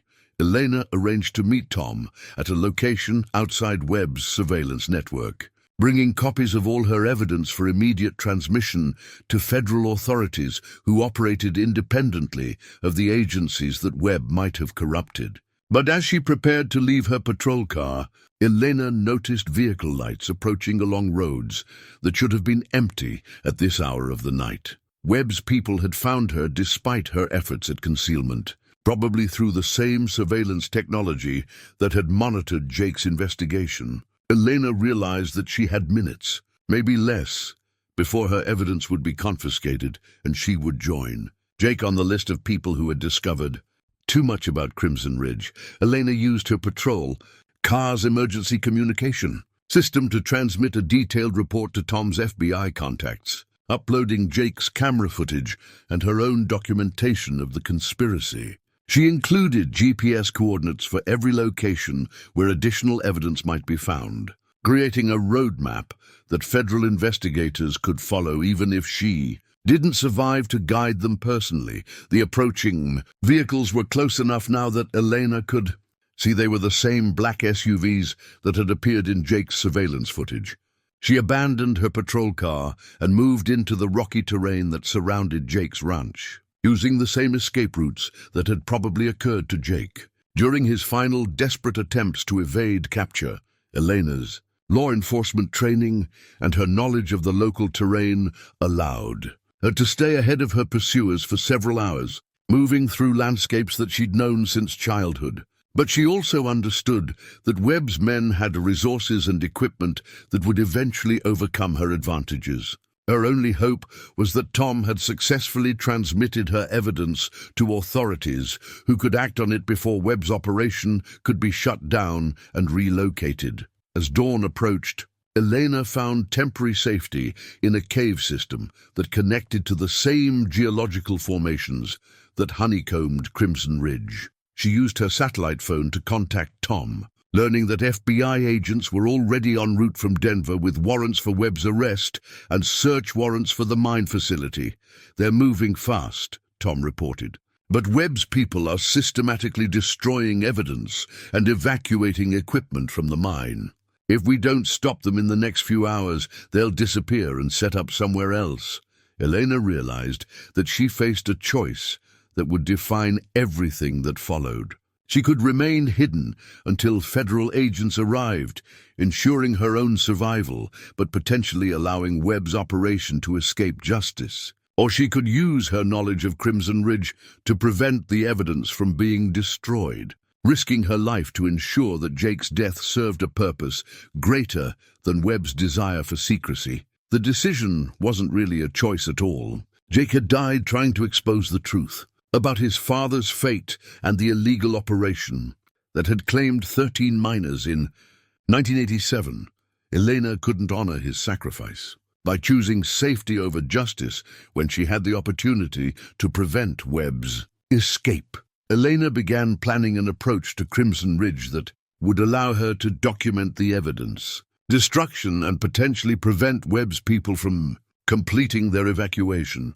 She knew that confronting a well-equipped professional operation was probably a suicide mission, but she also knew that allowing Webb to escape would mean that Jake's torture and death had accomplished nothing. Before beginning her final approach to the mine, Elena made one last call to Ben Crowfeather, asking him to meet her at a location where she could leave a complete record of her investigation. If she didn't survive the next few hours, someone needed to ensure that the truth about Crimson Ridge would eventually be told.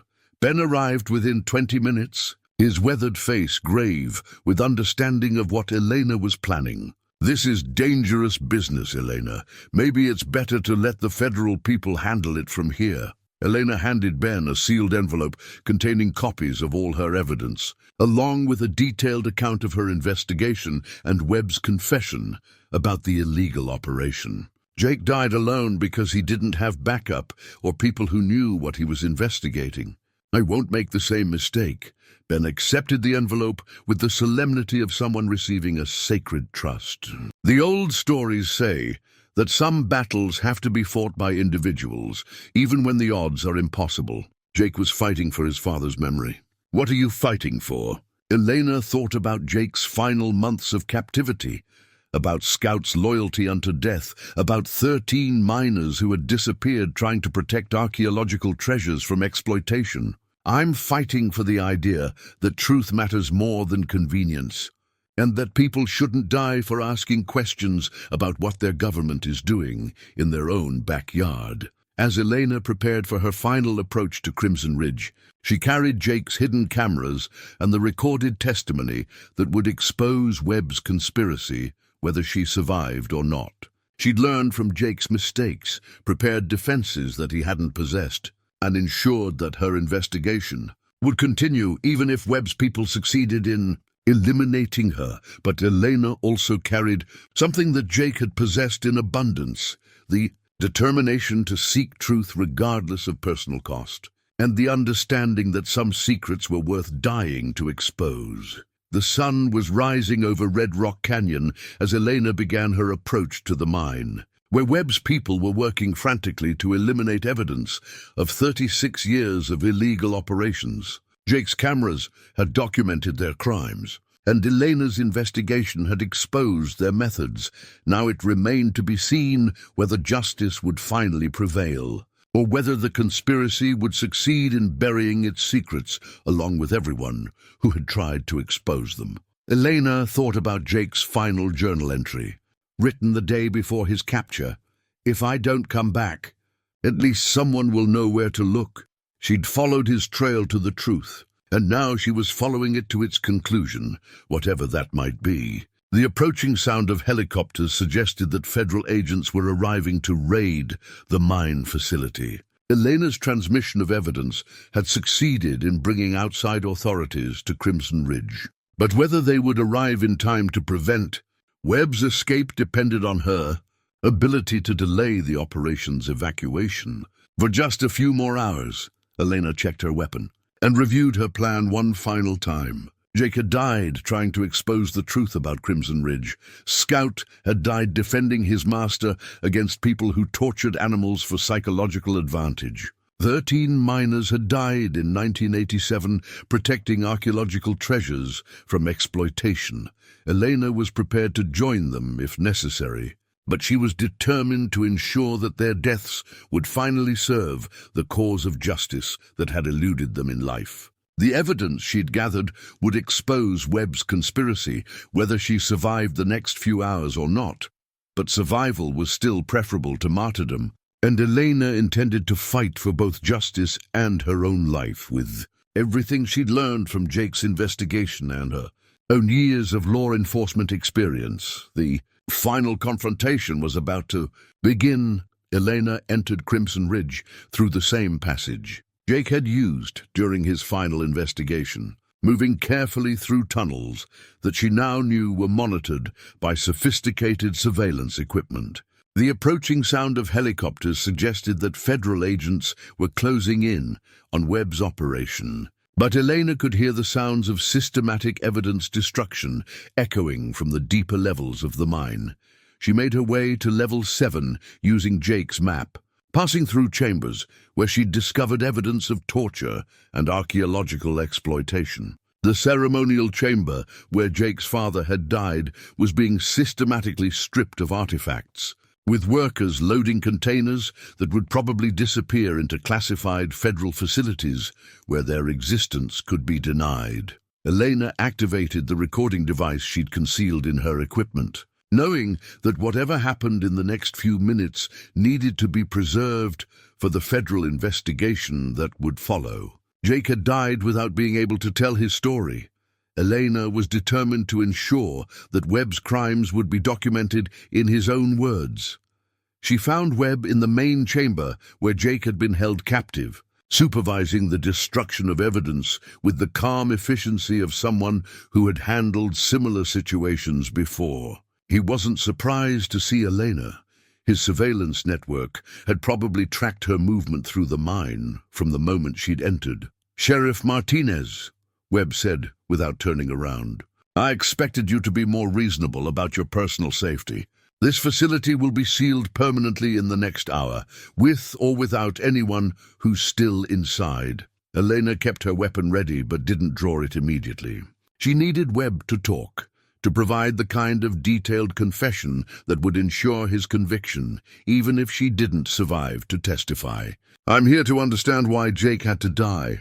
Mayor, help me understand what was worth torturing a good man for 18 months. Webb finally turned to face her, his expression showing the cold calculation of someone who had made career of balancing costs and benefits in situations where human life was just another variable. Jake Morgan died because he couldn't comprehend the strategic importance of what we were protecting here. His father died for the same reason in 1987.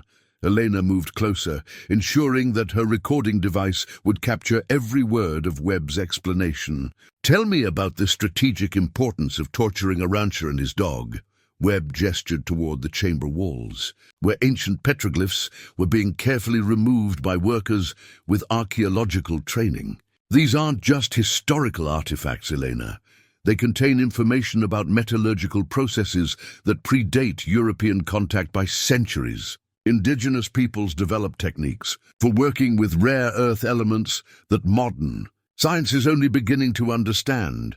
Elena realized that Webb was describing something far more significant than simple grave robbing. The archaeological treasures at Crimson Ridge contained knowledge that had genuine strategic value, information that could provide technological advantages worth billions of dollars in defense applications. "The rare earth deposits here aren't just valuable for their mineral content," Webb continued. "They're unique in their geological formation, creating conditions that allow for the testing of experimental technologies that can't be evaluated anywhere else in the world. We've developed weapon systems here that will give American forces decisive advantages in electronic warfare." Eleanor listened with growing horror as Webb outlined the true scope of the operation. Crimson Ridge wasn't just a research facility, it was a testing ground for weapons that violated international agreements about the militarization of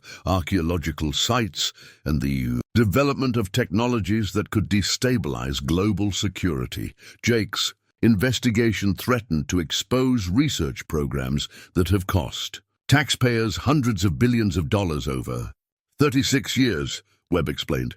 His father stumbled across early prototype testing in 1987. "We couldn't allow either of them to compromise national security interests." Elena forced herself to remain calm as Webb described the systematic torture that had broken Jake's spirit during his final months. Jake was a valuable source of information about local knowledge and potential security risks. We needed to understand everything he'd learned about our operation and everyone he might have shared that information with.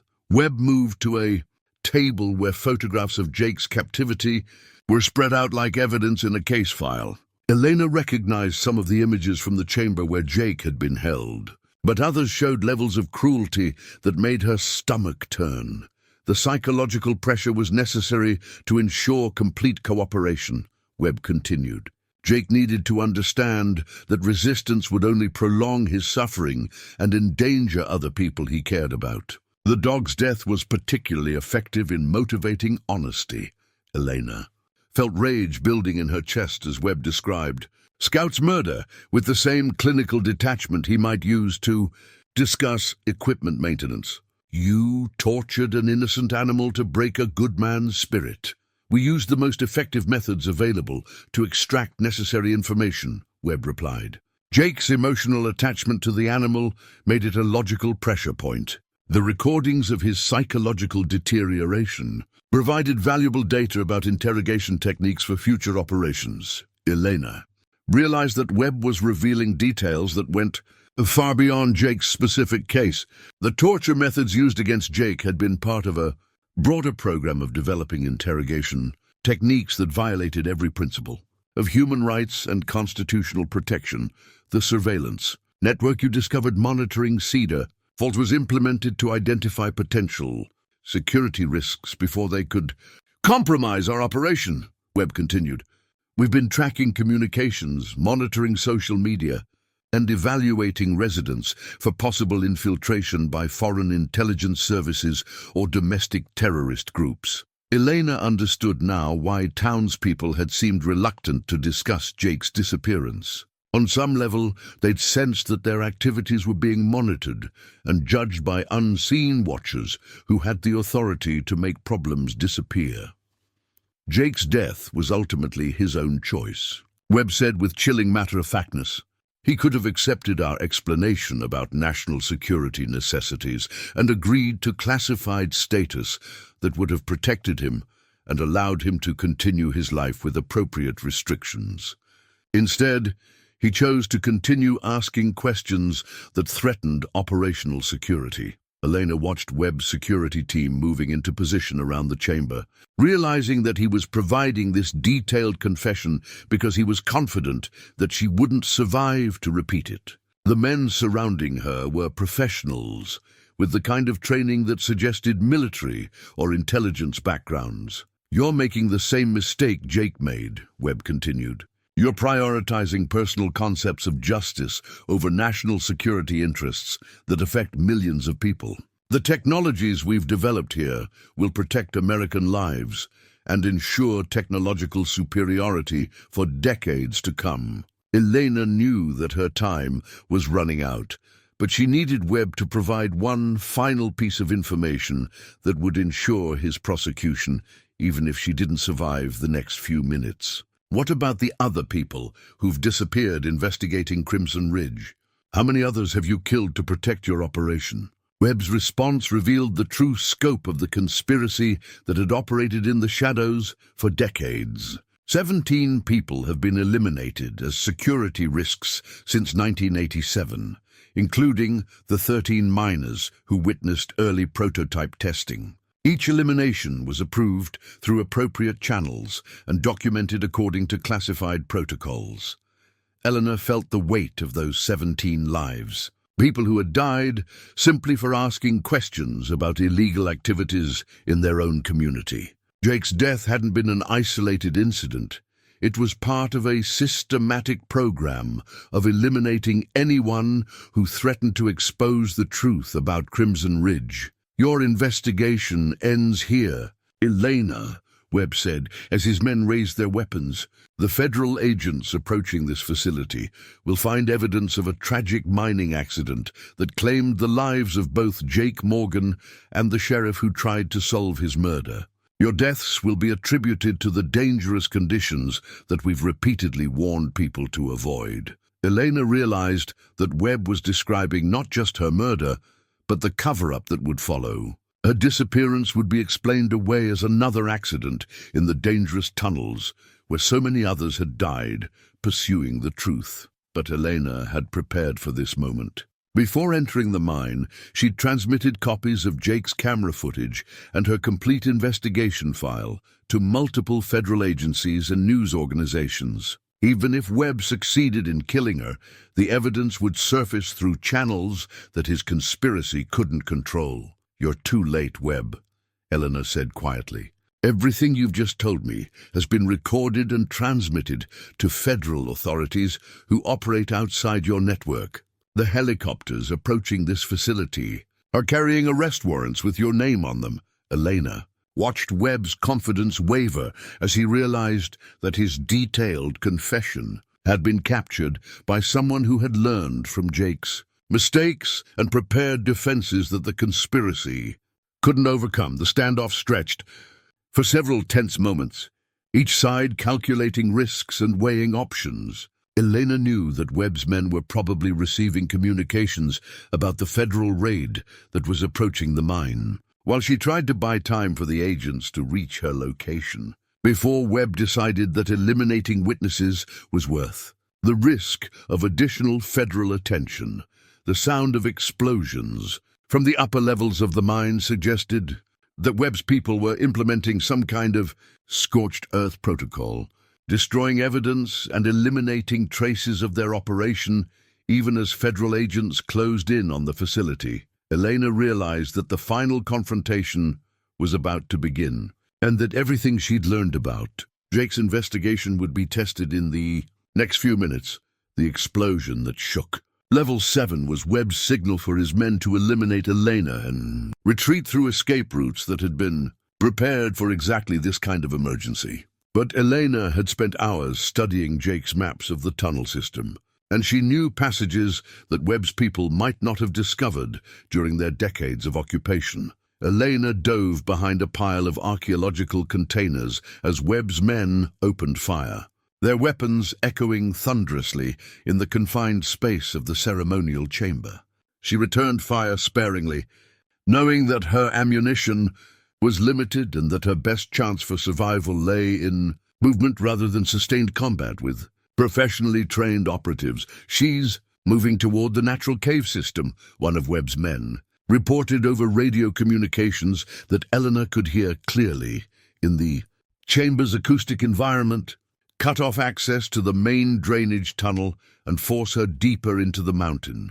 Elena realized that Webb's people were trying to drive her into areas of the mine that were unstable and dangerous, hoping that the mountain itself would eliminate her as a witness to their crimes. But Jake's maps showed alternative routes through passages that connected to Red Rock Canyon's main geological systems, routes that his father might have used during his own desperate attempt to escape. In 1987, Elena moved carefully through tunnels that showed signs of recent explosive damage, understanding that Webb's scorched earth protocol was designed to bring down large sections of the mine and bury evidence of 36 years of illegal operations. The ceiling above her head groaned ominously, suggesting that the structural integrity of Level 7 was already compromised.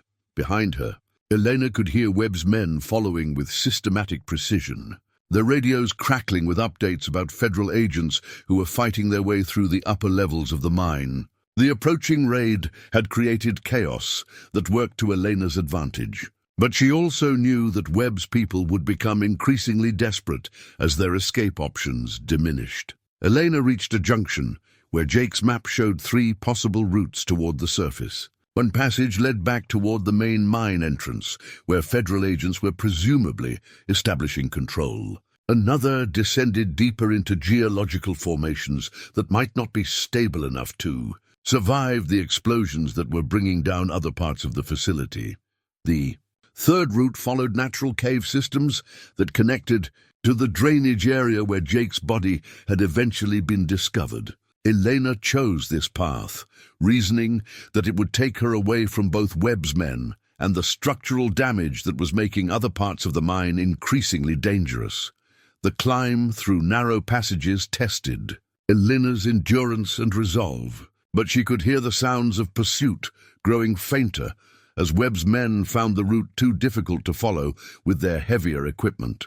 Elena emerged into a larger chamber that she recognized from Jake's photographs, a natural cathedral where indigenous peoples had conducted ceremonies for centuries before silver miners had violated the sacred space. It was here that Elena made the discovery that would provide the final piece of evidence needed to convict Webb and his co-conspirators. Hidden in a crevice where Jake had apparently concealed it during his own escape attempt, Elena found a digital recorder containing his complete testimony about everything he'd learned during 18 months of investigation and captivity. Jake's voice, weakened by months of imprisonment but still determined to expose the truth, provided a detailed account of Webb's operation that would corroborate every aspect of Elena's investigation. "If someone finds this recording, it means I didn't make it out," Jake's voice said from beyond the grave.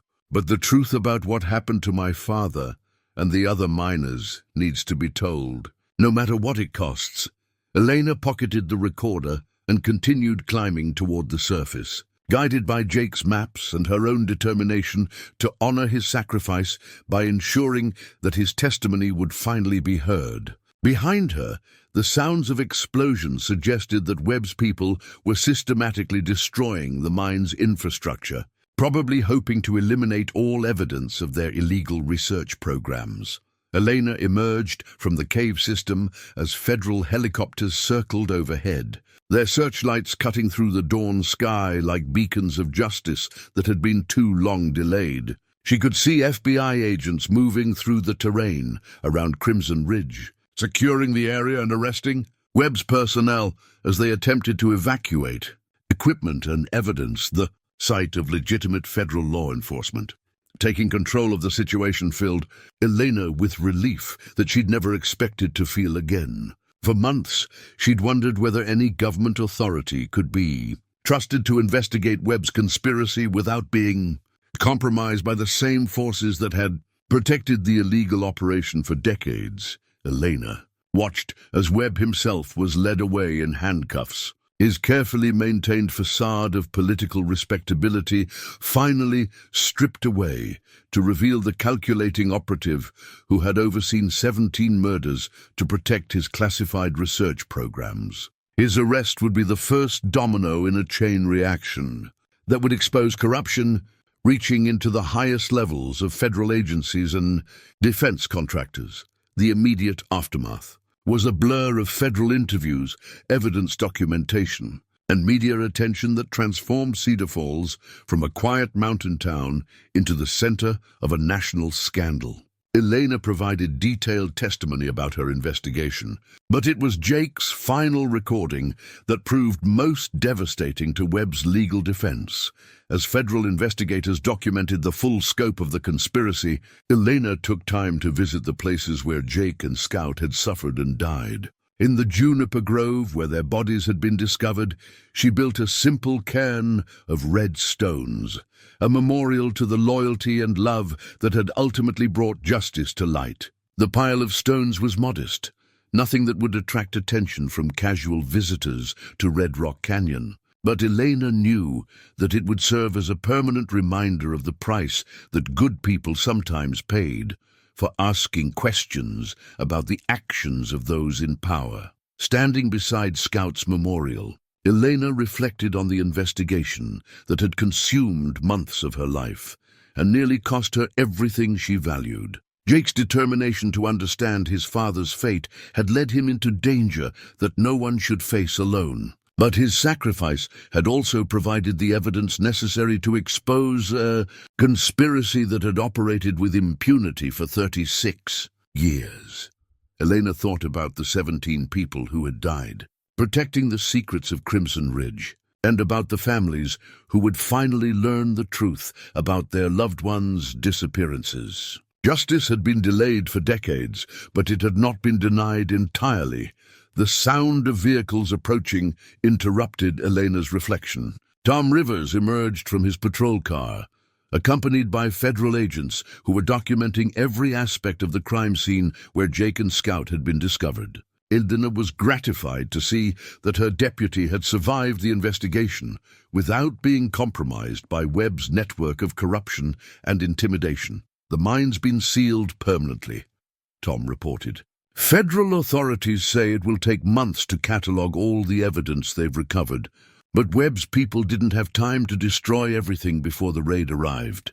Elena nodded, satisfied that the truth about Crimson Ridge would finally be preserved rather than buried with its victims. Jake's investigation had led to the exposure of illegal research programs, the arrest of government officials who had operated outside constitutional oversight, and the recovery of archaeological treasures that would be returned to the tribal communities from whom they had been stolen. But more importantly, Jake's death had served a purpose that transcended his own quest for answers about his father's fate. His sacrifice had exposed the kind of government overreach that threatened the constitutional principles that Elena had sworn to protect and defend. Elena placed one final stone on Scout's memorial cairn, thinking about the faithful dog who had died defending his master against people who tortured animals for strategic advantage. Scout's loyalty had been rewarded with cruelty, but his memory would be honored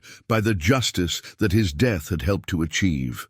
The sun was fully up now, painting Red Rock Canyon in the warm colors that had given it its name. Elena looked toward Crimson Ridge, where federal investigators were systematically documenting evidence that would keep Webb and his co-conspirators in federal prison for the rest of their lives. Jake Morgan and his father Robert had both died trying to protect archaeological treasures and expose government corruption.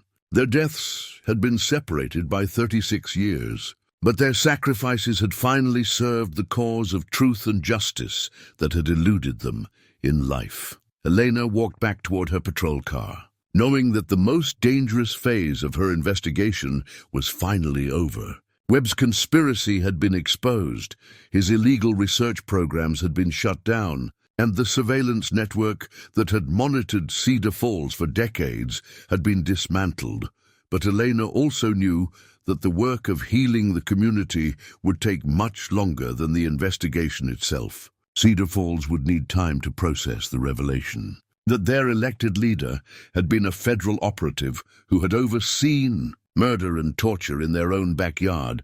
The truth about Crimson Ridge had finally been told, but the consequences of that truth would shape Elena's community for years to come. 6 months after Webb's arrest, Elena stood in the meadow where Jake Morgan's ranch house had once offered sweeping views of Red Rock Canyon. The building itself remained, but its purpose had been transformed in ways that Jake would have appreciated. The Morgan Ranch Search and Rescue Training Center bore a simple wooden sign that honored both Jake and Scout, commemorating their sacrifice while serving the practical purpose of training teams who could prevent others from suffering similar fates. Elena watched as a young border collie named Justice worked with his handler through search patterns that would prepare them for finding lost hikers in terrain similar to Red Rock Canyon. The dog's enthusiasm and intelligence reminded Elena of Scout, though she'd learned to think of such resemblances as honors rather than painful reminders. Jake's legacy lived on in the work being done here, training partnerships between humans and animals that exemplified the loyalty he'd shared with Scout. The federal trials had concluded the previous month, with Webb and 14 co-conspirators receiving sentences that reflected the severity of their crimes. Webb himself had been convicted on charges ranging from murder and conspiracy to violation of archaeological protection laws and illegal weapons testing. The judge had sentenced him to life in prison without possibility of parole, noting that his abuse of federal authority represented a betrayal of public trust that demanded the harshest possible punishment. The revelation of Webb's crimes had sent shockwaves through federal agencies and defense contractors, leading to congressional investigations that exposed decades of illegal black budget operations. The technologies developed at Crimson Ridge had been classified and stored in secure facilities where they could no longer threaten international stability or constitutional protections. Most importantly for Elena's peace of mind, the remains of all 17 victims had been recovered and properly buried. Robert Morgan's funeral had been attended by hundreds of people, including miners who had worked alongside him before his disappearance, and family members who had never stopped hoping for answers about his fate. Jake had been buried beside his father in Cedar Falls Cemetery, their graves marked by simple stones that identified them as men who had died protecting their community. Elena's investigation had earned recognition from federal law enforcement agencies and tribal communities whose archaeological treasures had been exploited for illegal research. But the reward she valued most was the knowledge that Jake's 18 months of suffering had served a purpose that transcended his personal quest for answers about his father's disappearance. "Sheriff Martinez," a voice called from behind her. Elena turned to see Dr. Sarah Chen approaching across the meadow, her medical bag suggesting that she was here in her capacity as the training center's volunteer veterinarian rather than as the coroner who had documented Jake's torture. "Dr. Chen," Elena replied, grateful for the opportunity to see her friend in circumstances that didn't involve violent death. "How are the new teams progressing?" Dr. Chen smiled as she watched Justice complete a successful search exercise. "Better than expected. There's something about this place that seems to bring out the best in both the dogs and their handlers. Maybe it's knowing the history of what happened here, understanding the importance of the work they're preparing for." Elena nodded, thinking about the memorial plaque near the ranch house that told Jake and Scout's story in words that honored their sacrifice without sensationalizing their suffering. Visitors to the training center learned about the loyalty and dedication that had exposed a decades-long conspiracy. But they also learned about the importance of working together to protect their communities from those who would abuse positions of trust. Ben Crow Feather emerged from the ranch house carrying sage and other materials. For the blessing ceremony, he performed monthly to honor Jake, Scout, and the 13 miners whose remains had finally been returned to sacred ground. Elena had come to appreciate these ceremonies as opportunities for reflection and healing, moments when the pain of loss could be transformed into dedication to preventing similar tragedies. "The land remembers," Ben said as he prepared the blessing materials. "But it also heals when people choose to honor the sacrifices that were made here, rather than simply trying to forget them."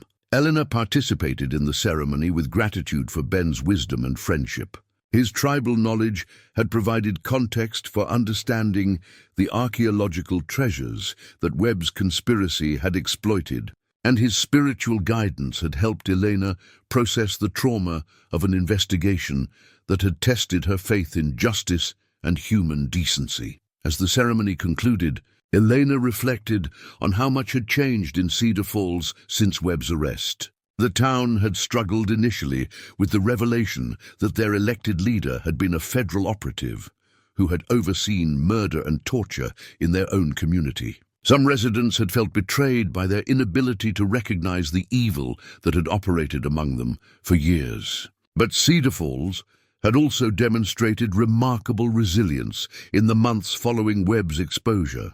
The surveillance network that had monitored residents for decades had been dismantled, and new leadership had been elected with transparency and accountability as primary platforms. The town had chosen to confront its recent history honestly, rather than trying to bury uncomfortable truths alongside its victims. Elena's own role in the community had evolved as well. The investigation had established her reputation as someone willing to pursue truth, regardless of personal cost. But it had also taught her the importance of building systems that could prevent similar abuses in the future.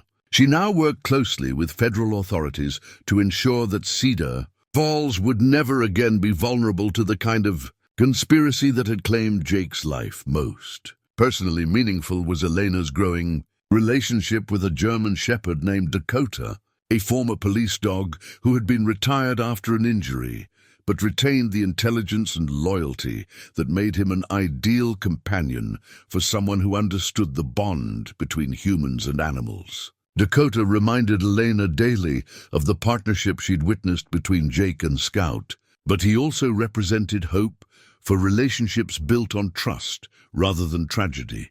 Elena's afternoon patrol took her through Red Rock Canyon, where tourists now visited the interpretive center that told the story of the area's archaeological significance and the conspiracy that had threatened its preservation. The center was careful to honor both the indigenous peoples who had considered the canyon sacred and the modern Americans who had died protecting its treasures from exploitation. Standing in the grove, where Jake and Scout's bodies had been discovered, Elena found the memorial cairn she'd built months earlier.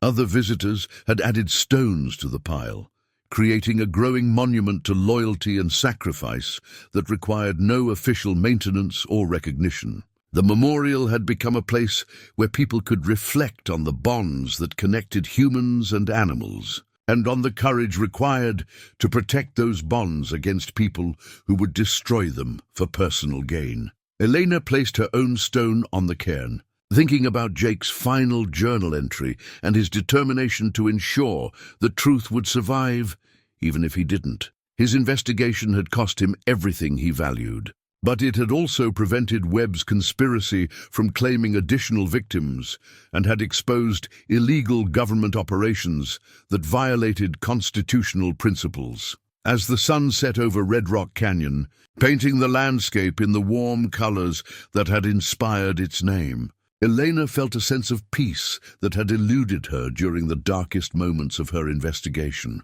Jake Morgan and Scout had died, protecting something more important than their own lives, the idea that truth mattered more than convenience, and that ordinary people had both the right and the responsibility to hold their government accountable for its actions. Elena drove home through a town that looked much the same as it had before. Webb's crimes were exposed, but which had been fundamentally changed by the knowledge of what had happened in its shadows. Cedar Falls would never again be the kind of place where residents assumed that their elected officials could be trusted without question. But it had become a community where truth was valued more highly than comfortable illusions. At her house, Dakota greeted Elena with the enthusiasm that reminded her daily of the loyalty that had defined Jake and Scout's relationship. As she prepared dinner for herself and her canine companion, Elena reflected on the investigation that had consumed months of her life and nearly cost her everything she valued. Jake's quest to understand his father's fate had led him into danger that no one should face alone. But his sacrifice had also provided the evidence necessary to expose a conspiracy that had operated with impunity for 36 years. His death had served a purpose that transcended his personal losses, protecting future generations from the kind of government overreach that threatened constitutional democracy. Elena settled onto her porch with Dakota at her side, looking out toward the distant silhouette of Red Rock Canyon. Somewhere in those mountains, Jake and Scout had discovered the truth about Crimson Ridge and paid the ultimate price for their loyalty to each other and their community. But their deaths had not been meaningless. The training center that bore their names would prepare teams who could save lives in situations where courage and loyalty made the difference between tragedy and triumph. The memorial cairn in the canyon would remind visitors of the bonds that transcended death and the importance of protecting those bonds against people who would exploit them. Elena had learned that justice was sometimes delayed but need not be denied entirely, and that ordinary people possessed the power to expose corruption and hold the powerful accountable for their crimes. Jake's investigation had begun with a son's desire to understand what had happened to his father, but it had evolved into something much larger, a testament to the idea that truth and loyalty were worth any sacrifice. As night fell over Cedar Falls, Elena reflected on the bonds that connected her to Jake's memory, to Scout's example of faithfulness, and to a community that had chosen healing over hatred in the aftermath of betrayal. The investigation was over, but its lessons would guide Elena for the rest of her life. In the distance, the lights of the Search and Rescue Training Center glowed warmly against the mountain darkness, promising that Jake and Scout's legacy would continue through the partnerships